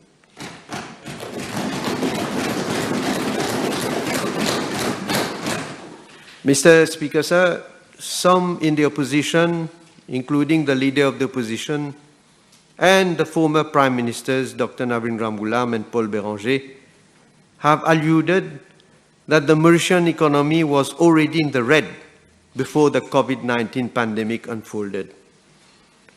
My answer to them is simply to remind them that in July 2020, Mauritius, under my leadership, had officially joined the ranks of high-income countries according to the World Bank. The World Bank added in its 2020 report on Mauritius entitled, "Through the Eye of a Perfect Storm, Coming Back Stronger from the COVID-19 Crisis," that, and I quote, "On July 1st, 2020, Mauritius officially joined the ranks of high-income countries. It is a cruel historical irony that Mauritius reached the high-income milestone during one of the worst years in its history.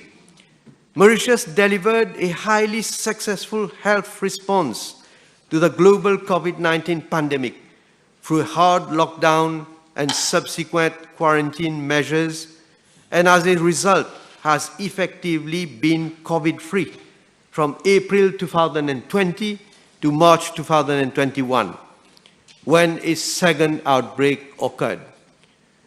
Mauritius has so far been able to avoid the large-scale health crisis observed in many other countries. However, COVID-19 has caused severe economic disruptions in Mauritius," unquote.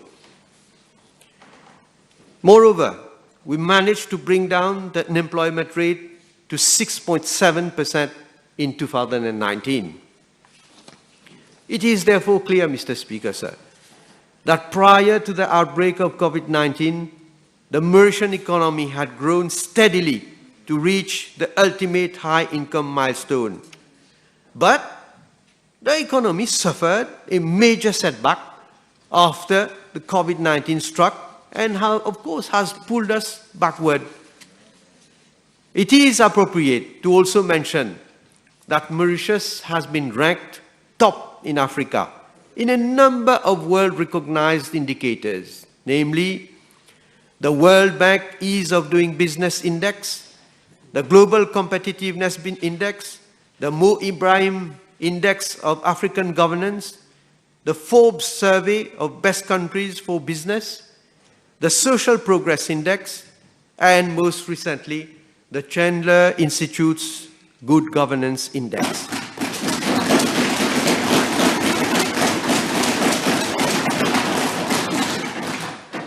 All these recognitions prove that the socio-economic landscape of Mauritius is certainly not as gloomy as the opposition desperately wants people to believe.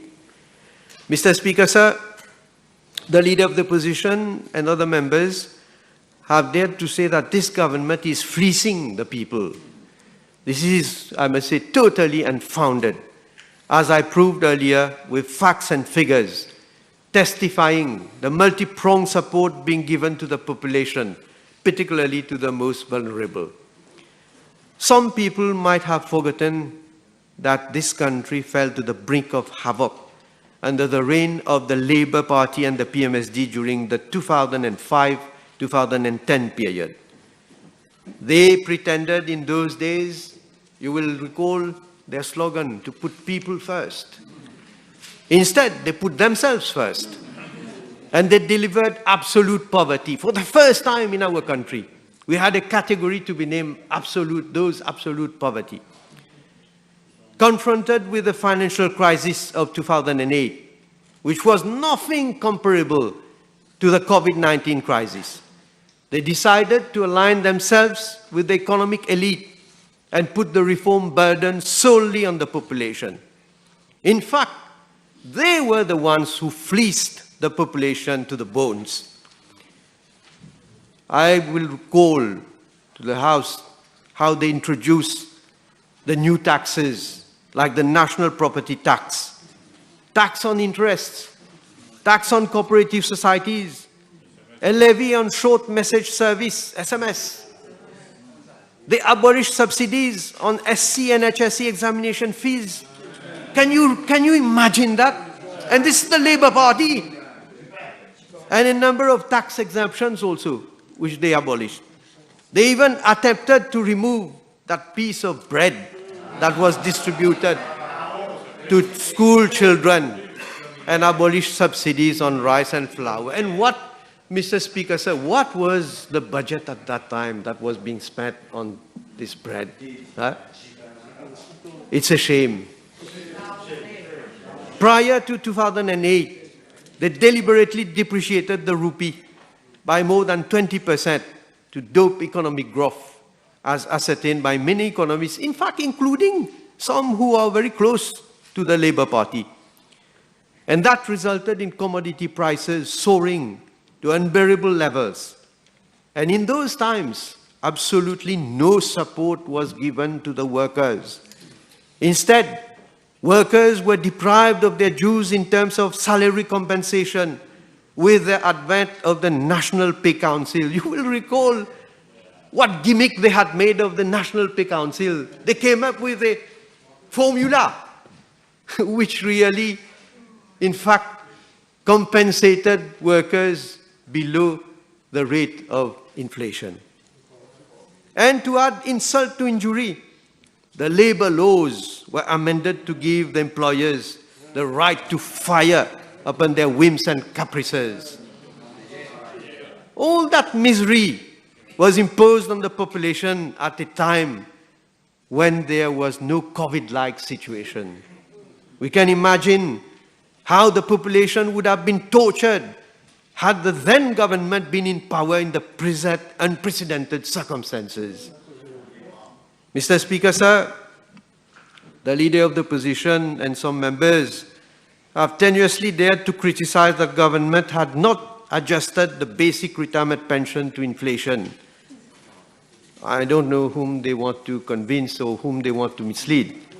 We know that the basic retirement pension has been increased by 148.4% in the 2015 to 2019 period. This speaks of volumes of the attention and consideration that we have given to old age pensioners who are grateful to this government and condemn, I'm sure, the demagogy of the opposition. With regard to public debt, we all know that worldwide the recommended debt thresholds have gone bust in view of the massive financial resources that were deployed to respond to COVID-related social and economic crises. According to the World Economic Forum, falling revenues combined with costly pandemic relief measures have increased global debt by $20 trillion since the third quarter of 2019. Japan's debt to GDP ratio increased to 257%, the highest of any advanced economy. Sudan's debt to GDP ratio increased to 210%, the highest for Africa. Singapore debt reached 138% of its GDP. France debt reached 116% of its GDP. Mozambique debt reached 134% of its GDP. Now you're comparing Maldives. I heard earlier somebody talking about Maldives. Look at Maldives. They are receiving so many tourists and so on. Maldives, 137%. Why don't you compare with Maldives now on the debt issue? Angola, 104%.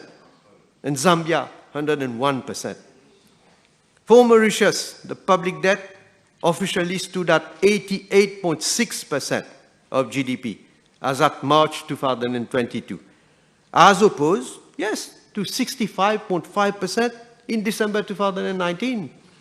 The increase, of course, is mainly attributable to the massive funds that had to be disbursed by government to protect lives and livelihoods in the aftermath of COVID-19. Could we have done otherwise, Mr. Speaker, sir? Could other countries also have done otherwise?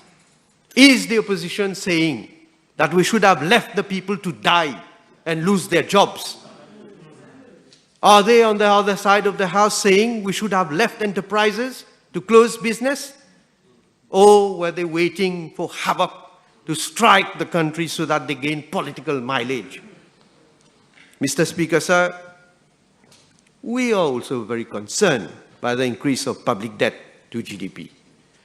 The economic impact of the Ukrainian war is putting still more pressure on government finances. But we have pledged to bring public debt down over time. And that is a commitment that we will keep. Mr. Speaker, sir, the opposition has also alleged that this government has wasted money in implementing, amongst others, they have mentioned the Safe City project, the Côte d'Or Sports Complex. I would say this is again plain demagogy. The Director of Audit in his last report has made it clear that, I quote, "The Safe City project infrastructure has helped the police service to resolve 254 cases during the period January 2019 to November 2021. The number of resolved cases was on increasing trend due to progress in installation of cameras," unquote. And that is why, when you see some members of the opposition who have been supporting those mobsters who have in fact damaged Safe City cameras in certain regions, in certain parts of the island, knowing full well what they were doing in order that they could continue with the business of going against the law. The Safe City cameras, Mr. Speaker, sir, have proven to be an effective deterrent for potential offenders and criminals.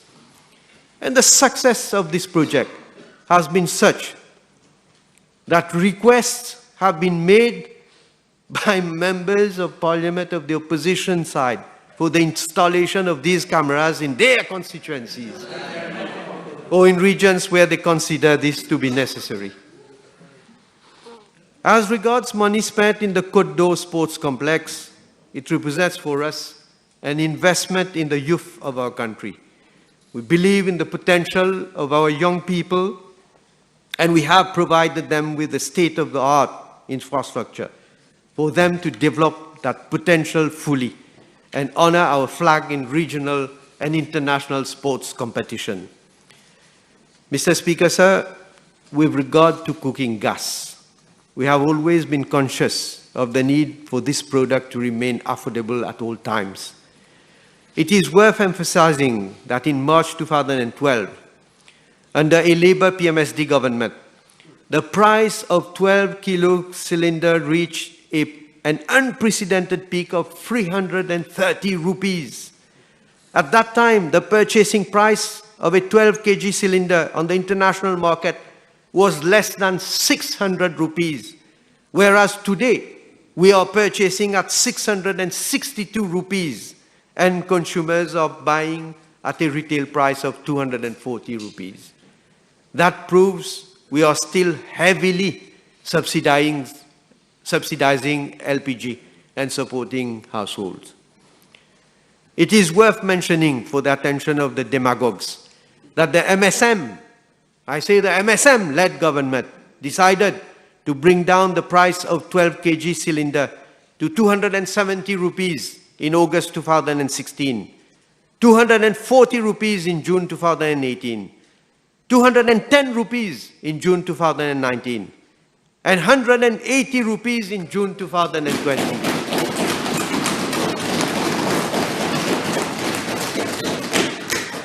Mr. Speaker, sir, as for the prices of mogas and gas oil, recent increases were dictated by soaring import prices which have eroded the stabilization fund of the STC.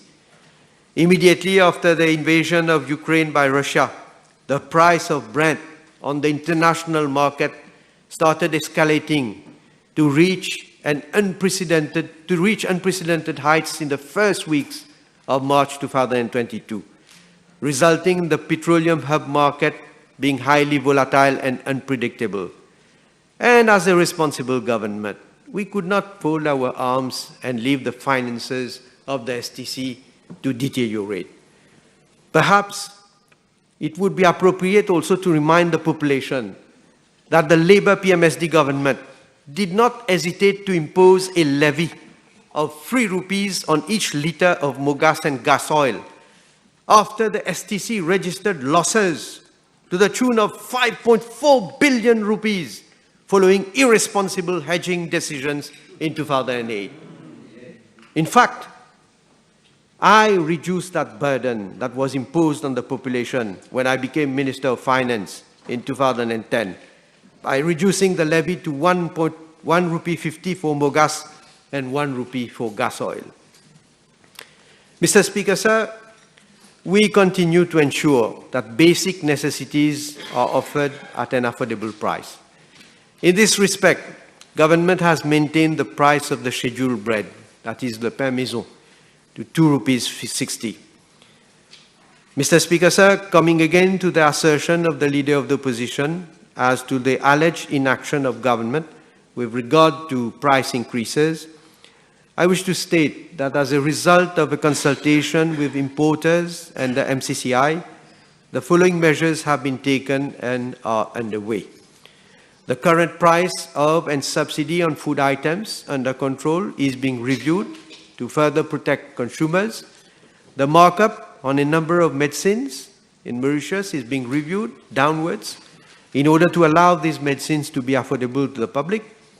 A ministerial committee has been set up to look into additional measures to further support the population, and the subsidies being increased on a long grain white rice and flour to maintain them at their current price in spite of the massive increase in their prices worldwide.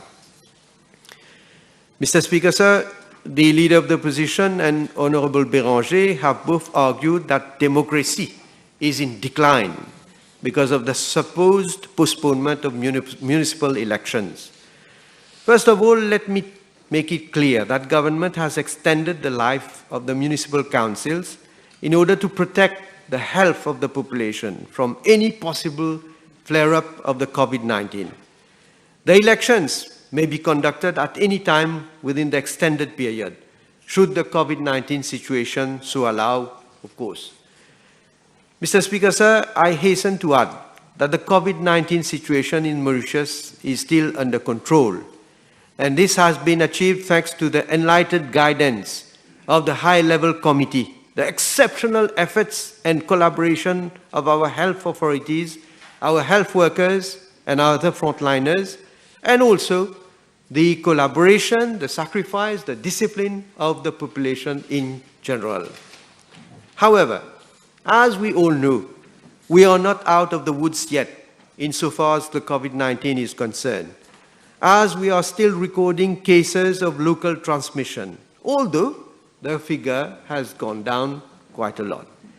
There is therefore a need for all of us and for the government above all to remain vigilant and continue to exercise great care and caution in the management of the COVID-19 crisis. This is the reason why government has maintained the quarantine period along with certain restriction measures. Mr. Speaker, sir, I heard the Leader of the Opposition saying that the sanitary restriction should now be removed. For the information of the House, and particularly for him, I would like to quote here the Director General of the World Health Organization, who, in his opening remarks on Member State Information Session on COVID-19, stated on 14th April 2022, I quote, "We are pleased to see a downward trend, but the pandemic is still far from over. Transmissions remains very high, and the relaxation of many public health and social measures is allowing continued transmission with the risk of new variants emerging." This week, the COVID-19 IRH Emergency Committee met and unanimously agreed that the pandemic remains a public health emergency. I appreciate their advice and agree that far from being the time to drop our guard, this is the moment to work even harder to save lives. This virus has over time become more transmissible and it remains deadly unquote.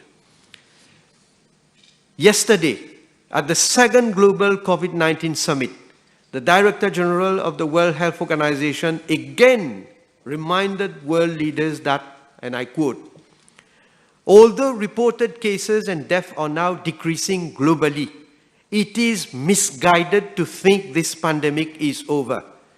The pandemic is not over anywhere until it is over everywhere. In fact, cases are increasing in more than 70 countries.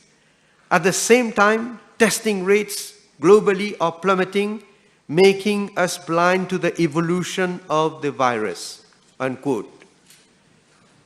Mr. Speaker, sir, it is also apposite for me to mention here what had been reported by the WHO for the epidemiological week spanning from the 4th to the 10th of April 2022.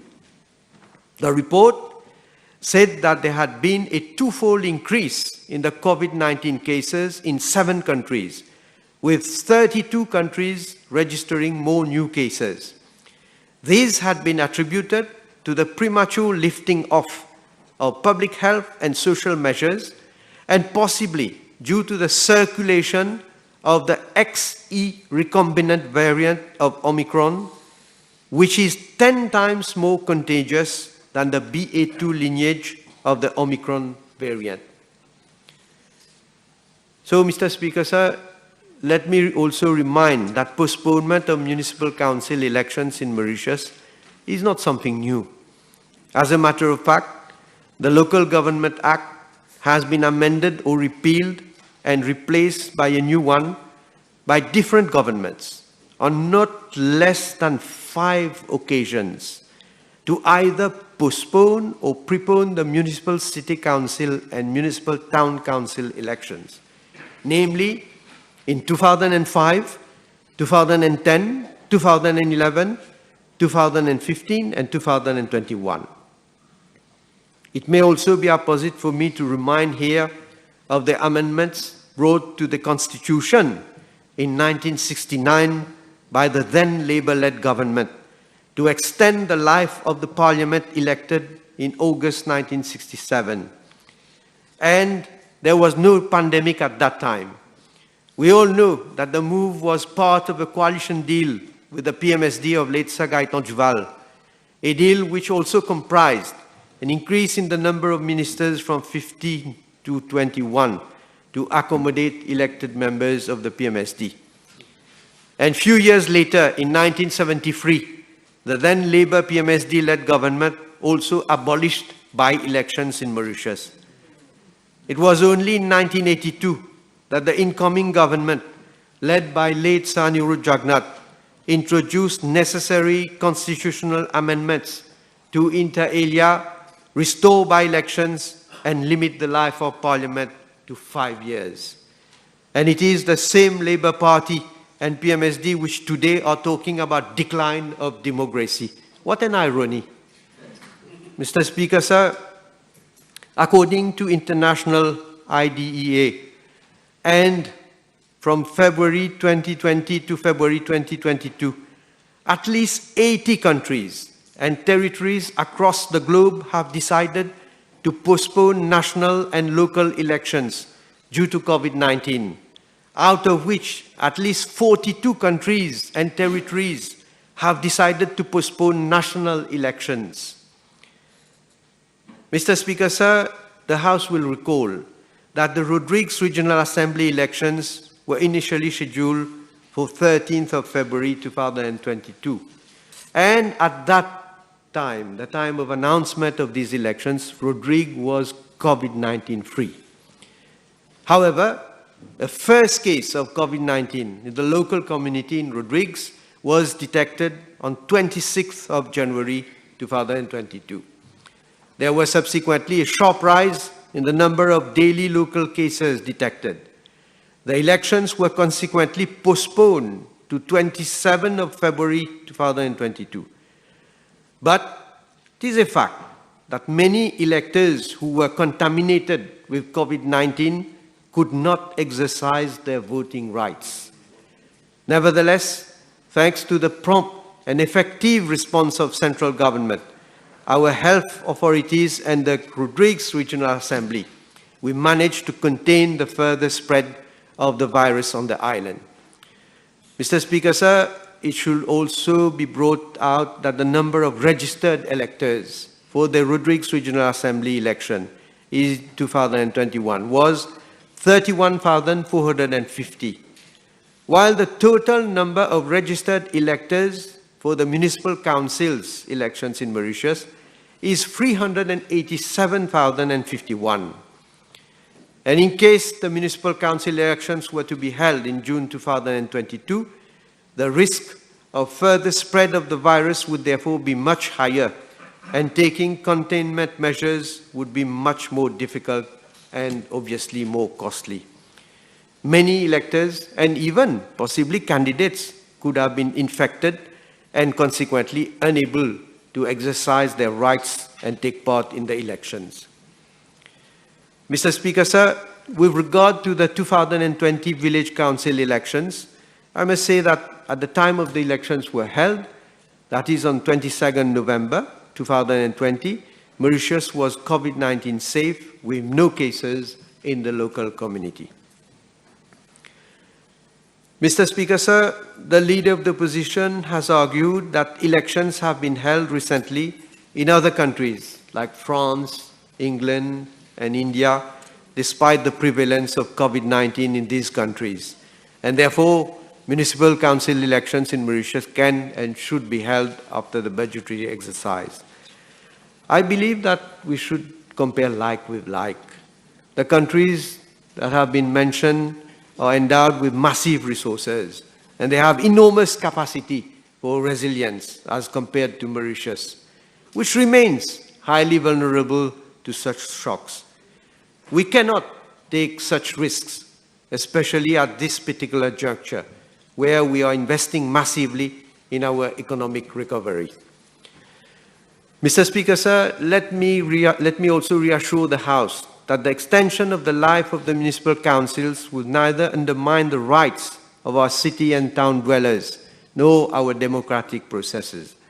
Government will continue to provide all the necessary resources to the municipal councils for them to continue to discharge their mandate in an effective manner and to ensure the well-being of the city and town dwellers. Moreover, councillors in post will continue to be held accountable for the management of the business of their councils.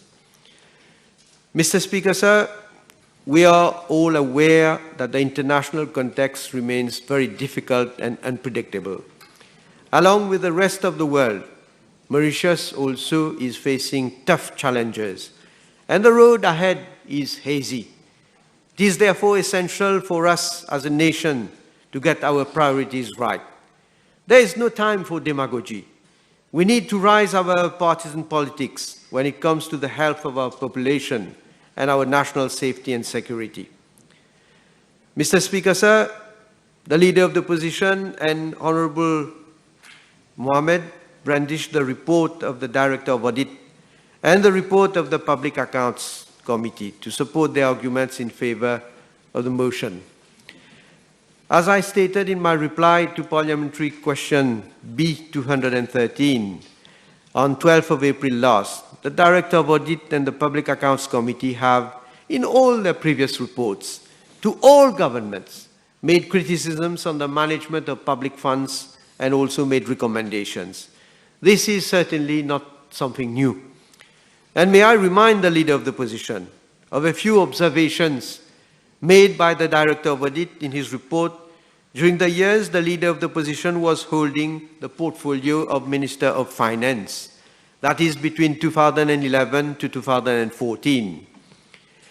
In his 2011 report, the Director of Audit reported that the extension of completion time to contractors had resulted in an additional cost of 1.16 billion rupees by the Wastewater Management Authority. In the following year, in 2012, the Director of Audit made the following criticisms, amongst others: wastage of public funds, an additional cost of 864 million rupees for the Plen Williams sewage project by the Ministry of Public Utilities. Delay and non-completion of 127 projects which had started in 2010 at a cost of 900 million rupees. Overpayment of pensions, 58 million rupees. In 2014, the Director of Audit drew attention to an irrecoverable arrears of 4.8 billion rupees by the Mauritius Revenue Authority. Mr. Speaker, sir, we in the opposition at that time, we neither called for the government to step down, nor did we table any motion of no confidence. And I think what is important is that we accept criticisms when they are justified, of course, and we try to take corrective measures so as to improve over time our public sector financial management and accountability framework. Mr. Speaker, sir, Honorable Béranger spoke about crise démocratique and the need for electoral reform.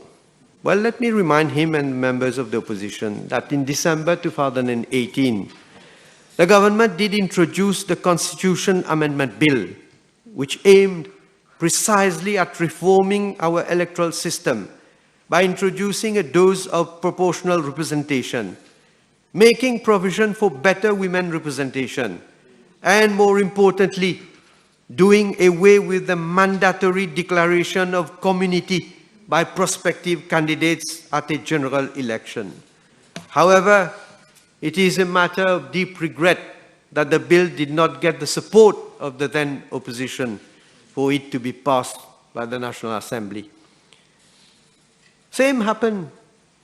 The financing of political party bill introduced by government in July 2019. The reasons that were put forward by the then opposition not to support the bill were, to say the least, frivolous. And now they have the cheek to speak of deficit démocratique. In fact, they should be speaking of déficit de crédibilité for themselves, as their thesis of élections truquées are falling apart, judgment after judgment in court.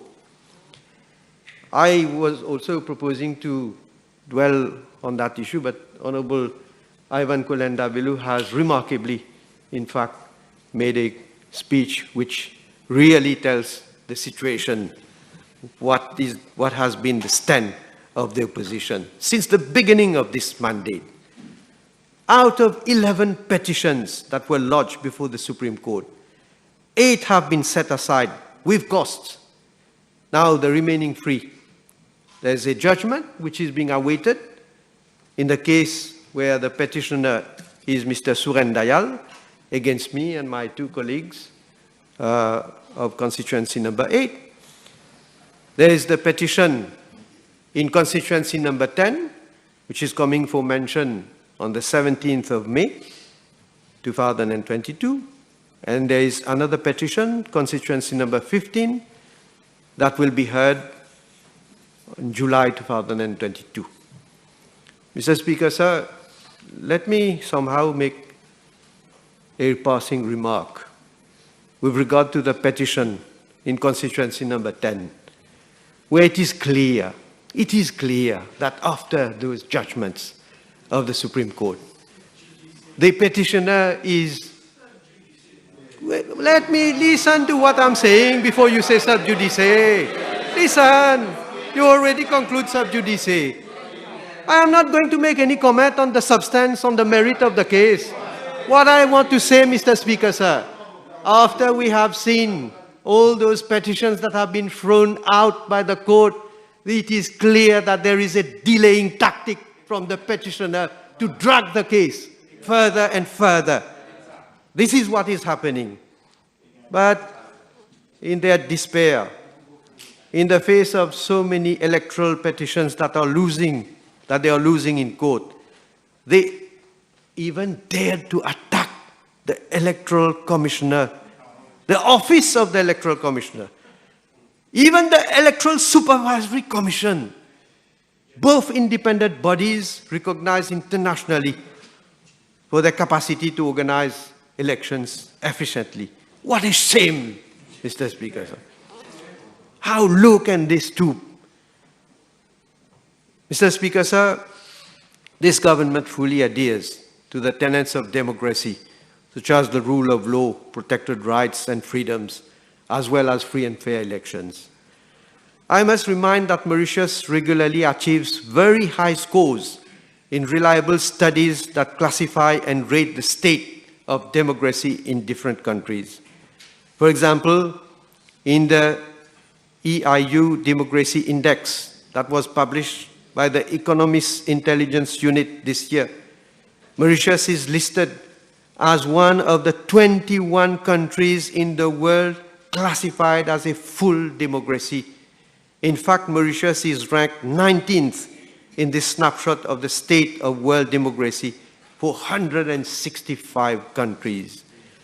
Mauritius is considered as the only fully functional democracy in Africa on this list, which comprises 44 African countries. Significantly, Mauritius obtained a total score of 8.08 out of 10. 5 essential criteria have been taken into account for the ranking of Mauritius for full democracy, namely the electoral process and pluralism, the functioning of the government, political participation, political culture, and civil liberties. And it is noted that Mauritius scored 9.17 out of 10 for its electoral process.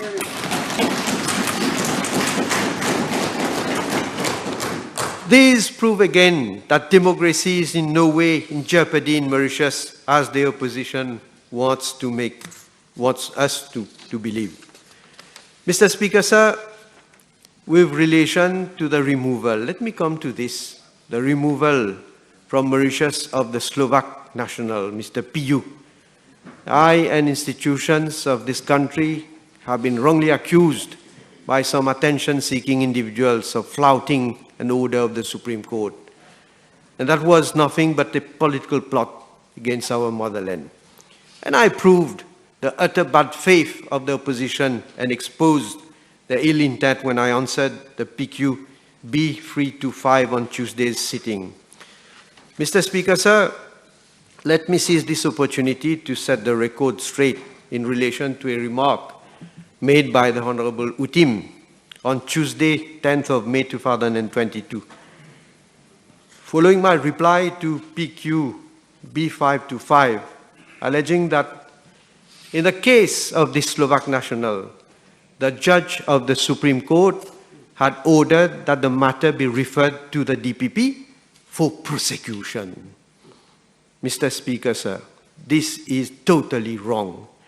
In fact, what the judge had ordered was that the matter be referred to the DPP for any action he deemed appropriate. What a shame for this honorable member to come in this house to misquote, misstate what a judge of the Supreme Court has said in his judgment. You should at least apologize for that. Mr. Speaker, sir, let me forcefully reiterate that this government will always uphold the rule of law. We believe that compliance with judicial decisions and court orders is a key element of good governance. We are aware that in their inconsiderate quest for power, some opposition politicians and agitators will stop at nothing to undermine the credibility of national institutions. They may even have recourse to extreme methods to achieve their ends. Monsieur le Président, certains membres de l'opposition en face ont osé défendre un trafiquant, un homme condamné en Slovaquie pour fabrication, possession, trafic de drogue. Ils se sont mis dans le camp d'un marchand de la drogue, d'un marchand de la mort.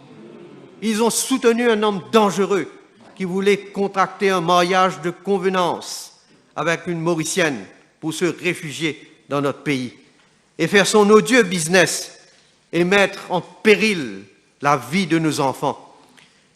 Ils se rangent du côté de la mafia de la drogue. Leur masque tombe, Monsieur le Président. Et ils osent nous accuser. Cette opposition est indigne et suscite le mépris. Le peuple saura, j'en suis convaincu, juger ses membres de l'opposition en temps et lieu. Mr. Speaker, sir, I would like now to refer again to the violent demonstrations that have taken place in several parts of the country on 22nd of April. There are numerous indications that a concerted attempt was made to disturb peace in the country. Police had to take some strong measures to quell violence caused by the aggressive protesters. Police restored law and order quickly and efficiently, but we had regretfully to deplore that during the clashes, 21 police officers and 1 firefighter sustained serious injuries, a fact which the leader of the opposition seemed to be unaware of or chose to obliterate in his speech. 2 other persons, unfortunately, were also injured. There were also considerable damages to infrastructure, which will have to be repaired at taxpayers' expense. But what is more serious, Mr. Speaker, sir, is the ensuing bad publicity for the country, especially for the tourism sector, at a time when the government is devoting so much efforts and resources to our economic recovery program. Monsieur le Président, de par leurs actes antipatriotiques, certains ont voulu saboter l'économie du pays, et cela est impardonnable. Mr. Speaker, sir, we are fully alive to the risks that organized crime and political propagandists will try to wreak havoc whenever that serves their selfish interests. A responsible government cannot simply turn a blind eye when flags are signaling potential illegal activities of organized crime. We have to respond appropriately. It is our duty to do our utmost to guarantee security and law and order for Mauritian citizens and visitors. A zero-tolerance policy is being adopted. We shall stand firm and strong against those unpatriotic demolition experts and agitators, recklessly bent on creating havoc and at destabilizing the country and the population. Police will show no leniency towards those who are bent on creating disorder and anarchy in the country. Terror plots will be busted in the same way in which police just foiled a suspected attempt to carry out major blasts targeting state buildings.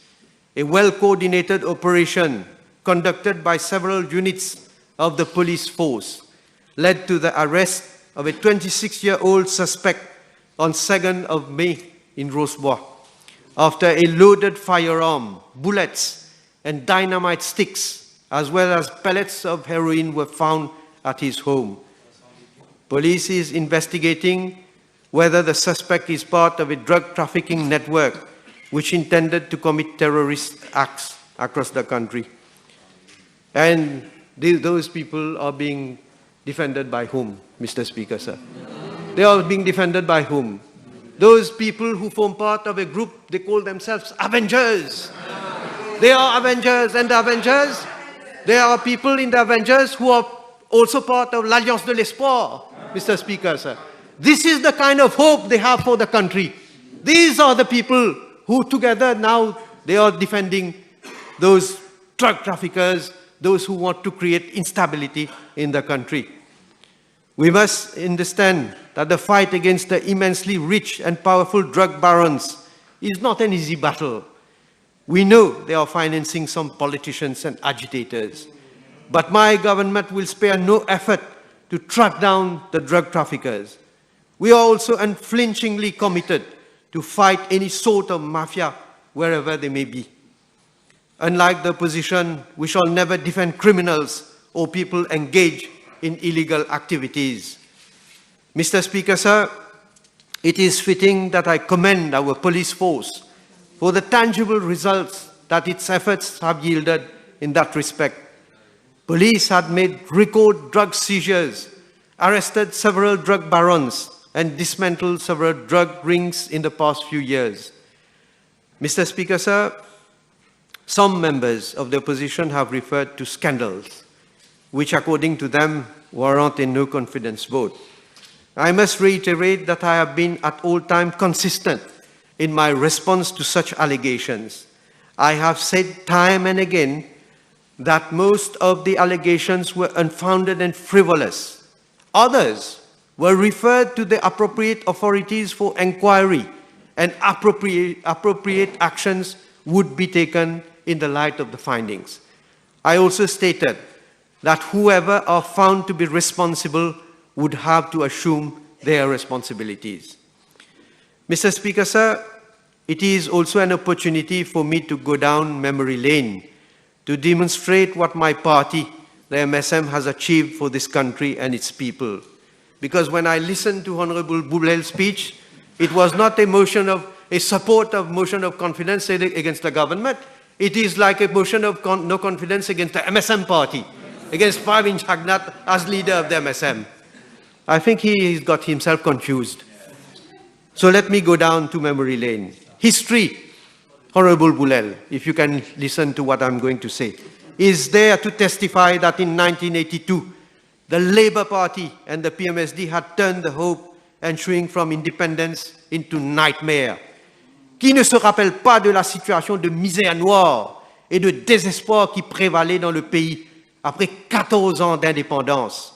Le pays était à genoux, l'économie avait subi les contre-coups de deux dévaluations successives de la roupie. Il y avait plus de 80 000 chômeurs. Il y avait à peine des réserves pour 10 jours d'importation des denrées essentielles. Voilà, en bref, le bilan de la gestion du pays entre 1968 et 1982. History is also there to testify that, as from 1983, there was a new ray of hope and the country was steered by the then visionary and avant-garde Prime Minister, Sir Anirudh Jagnnath, towards an economic miracle which the IMF and the World Bank cited as a stunning example of belief, vision, and achievements.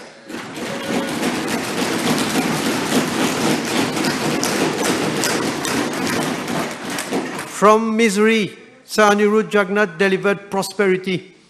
Le MSM à la tête du pays a fait démentir la prophétie de James Meade, qui avait prévu un avenir sombre pour Maurice après l'indépendance. Et il est bon de souligner que sans le développement économique que le pays a vécu dans les années 80 et en début 90, l'État-providence aurait bel et bien disparu. Now let me come to 2000, after the first 5 years of the reign of the Labour Party under the leadership of Dr. Navin Ramgoolam. Again, they left a country and an economy which were at the doldrums. At that point in time, the best description of the socio-economic mess that prevailed was provided by Dr. Ramasitanen. He said, and I quote, high spending, high taxing government, and I say that for Honorable Ramphul, because at that time, maybe he was having biberon. He was not yet in the Labour Party. Listen to what Dr. Sitanen said. High spending, high taxing government. En 5 ans, entre 1995 et 2000, le constat est que le gouvernement travailliste est friand d'augmentation de 100%. Ainsi, au cours de cette période, les dépenses publiques sont passées de 18 milliards à 36 milliards. Les recettes de taxes directes, indirectes ont augmenté de 11 milliards à 22 milliards. Et le servicing de la dette, servicing, you like to talk about servicing, de 3,6 milliards à 7,2 milliards. C'est de l'irresponsabilité. Nous avons battu le record de l'Argentine qui a doublé ses dépenses et sa dette publique en 10 ans. Unquote. These remarks are made towards your leader, your actual leader, Dr. Navin Ramgoolam.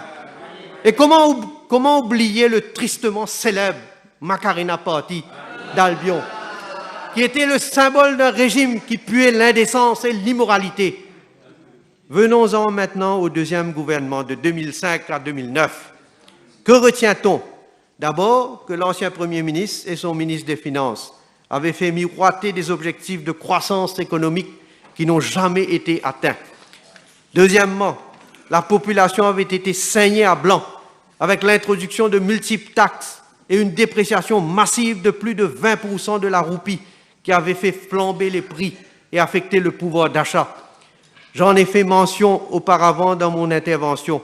L'histoire, Monsieur le Président, a aussi retenu que j'ai démontré dans le budget de 2010 qu'il y avait bel et bien d'autres alternatives, sans alourdir le fardeau fiscal de la population.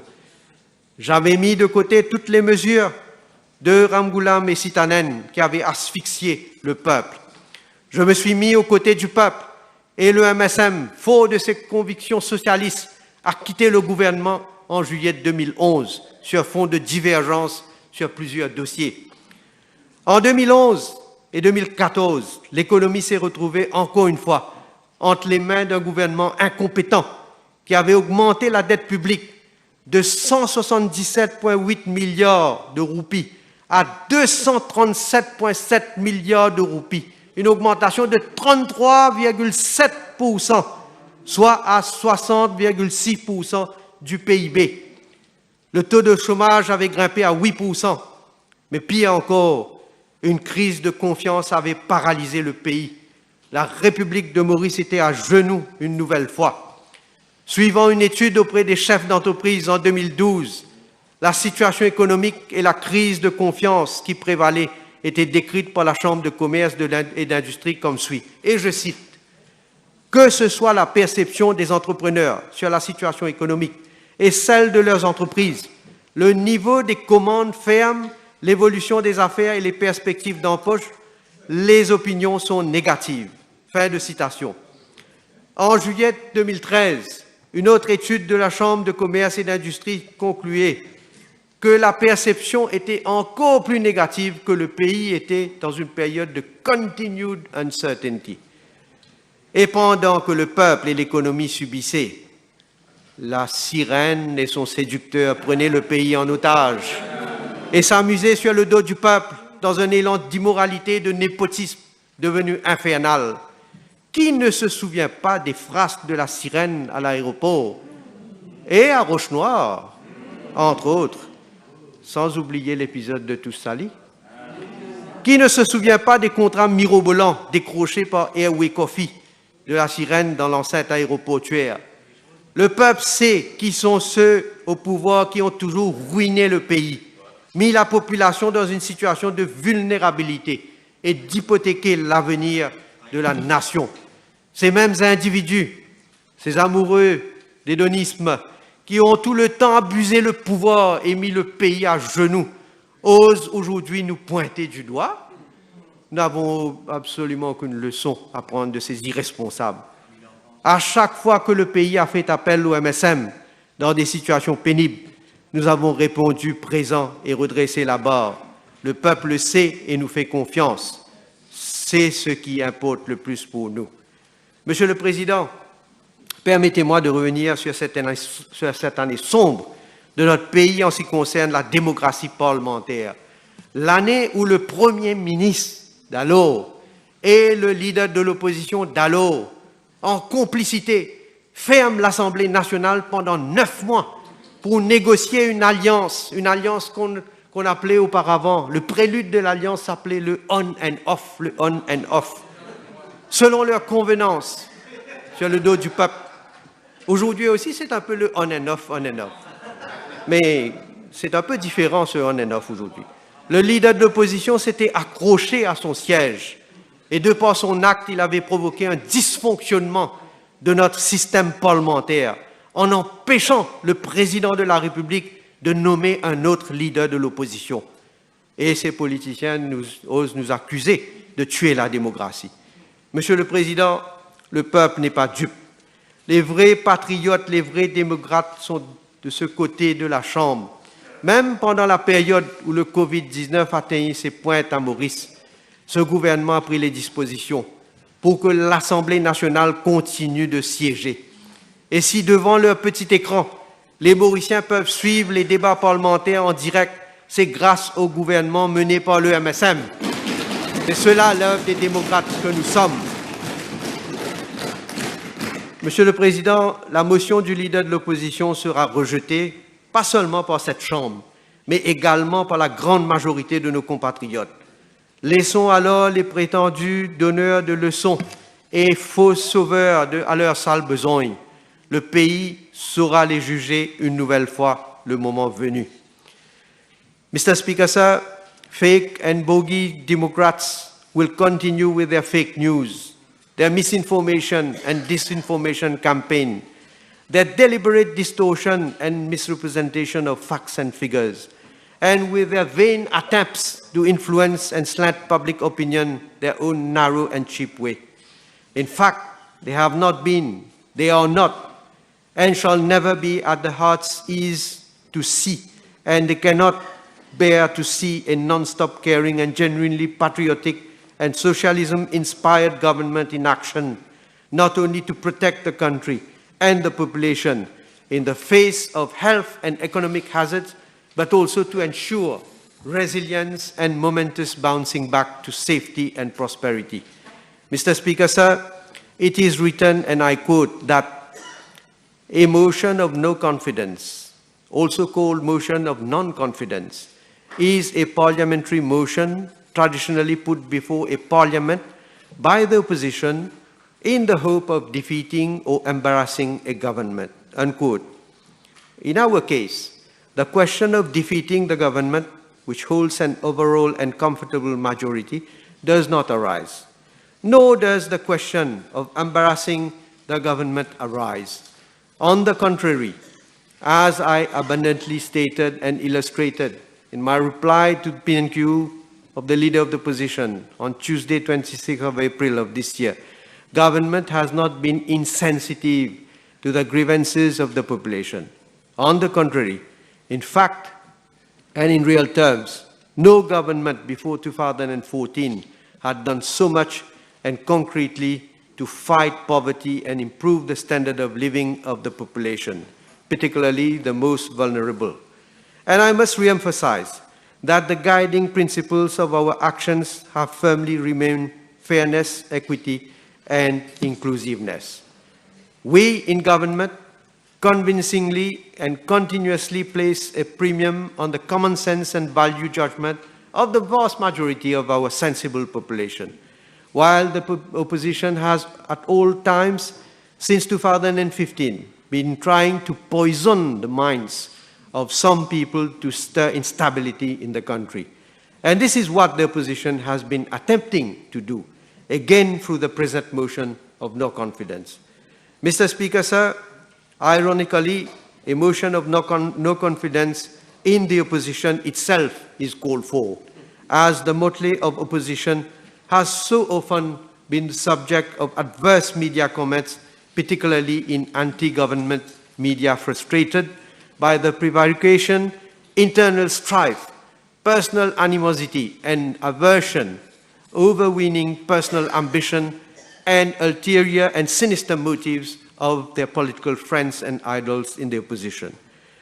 Mr. Speaker, sir, let me say one thing in reply to what Honorable Boulel said.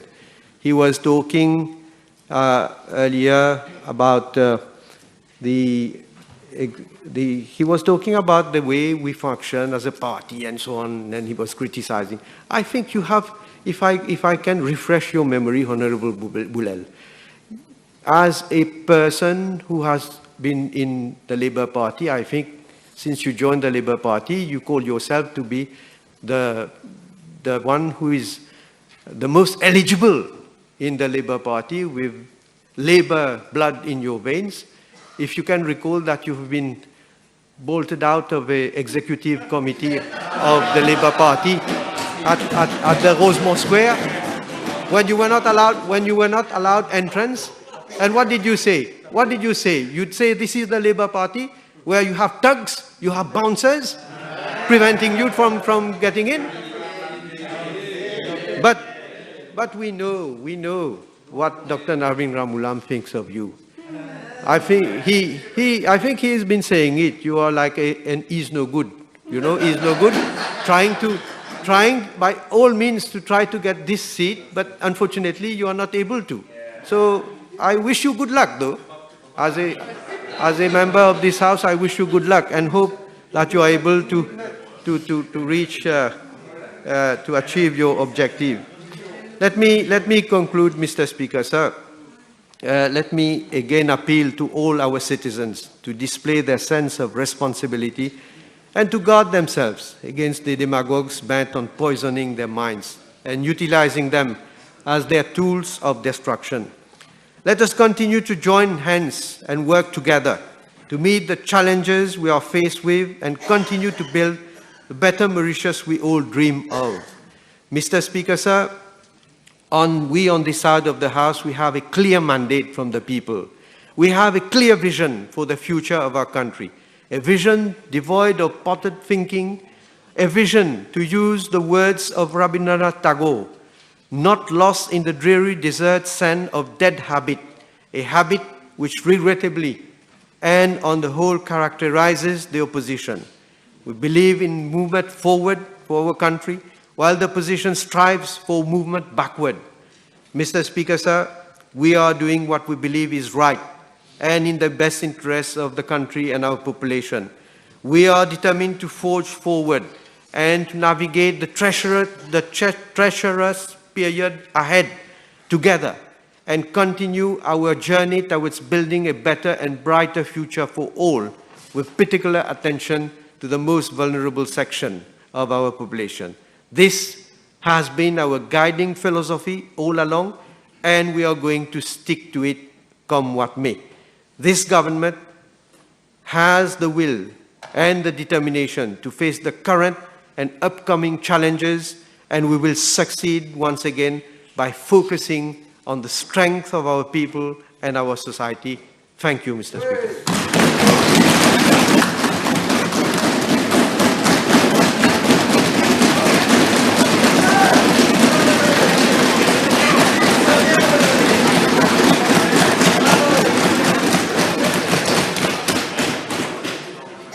Honourable members, I'll suspend the sitting for 1.5 hours.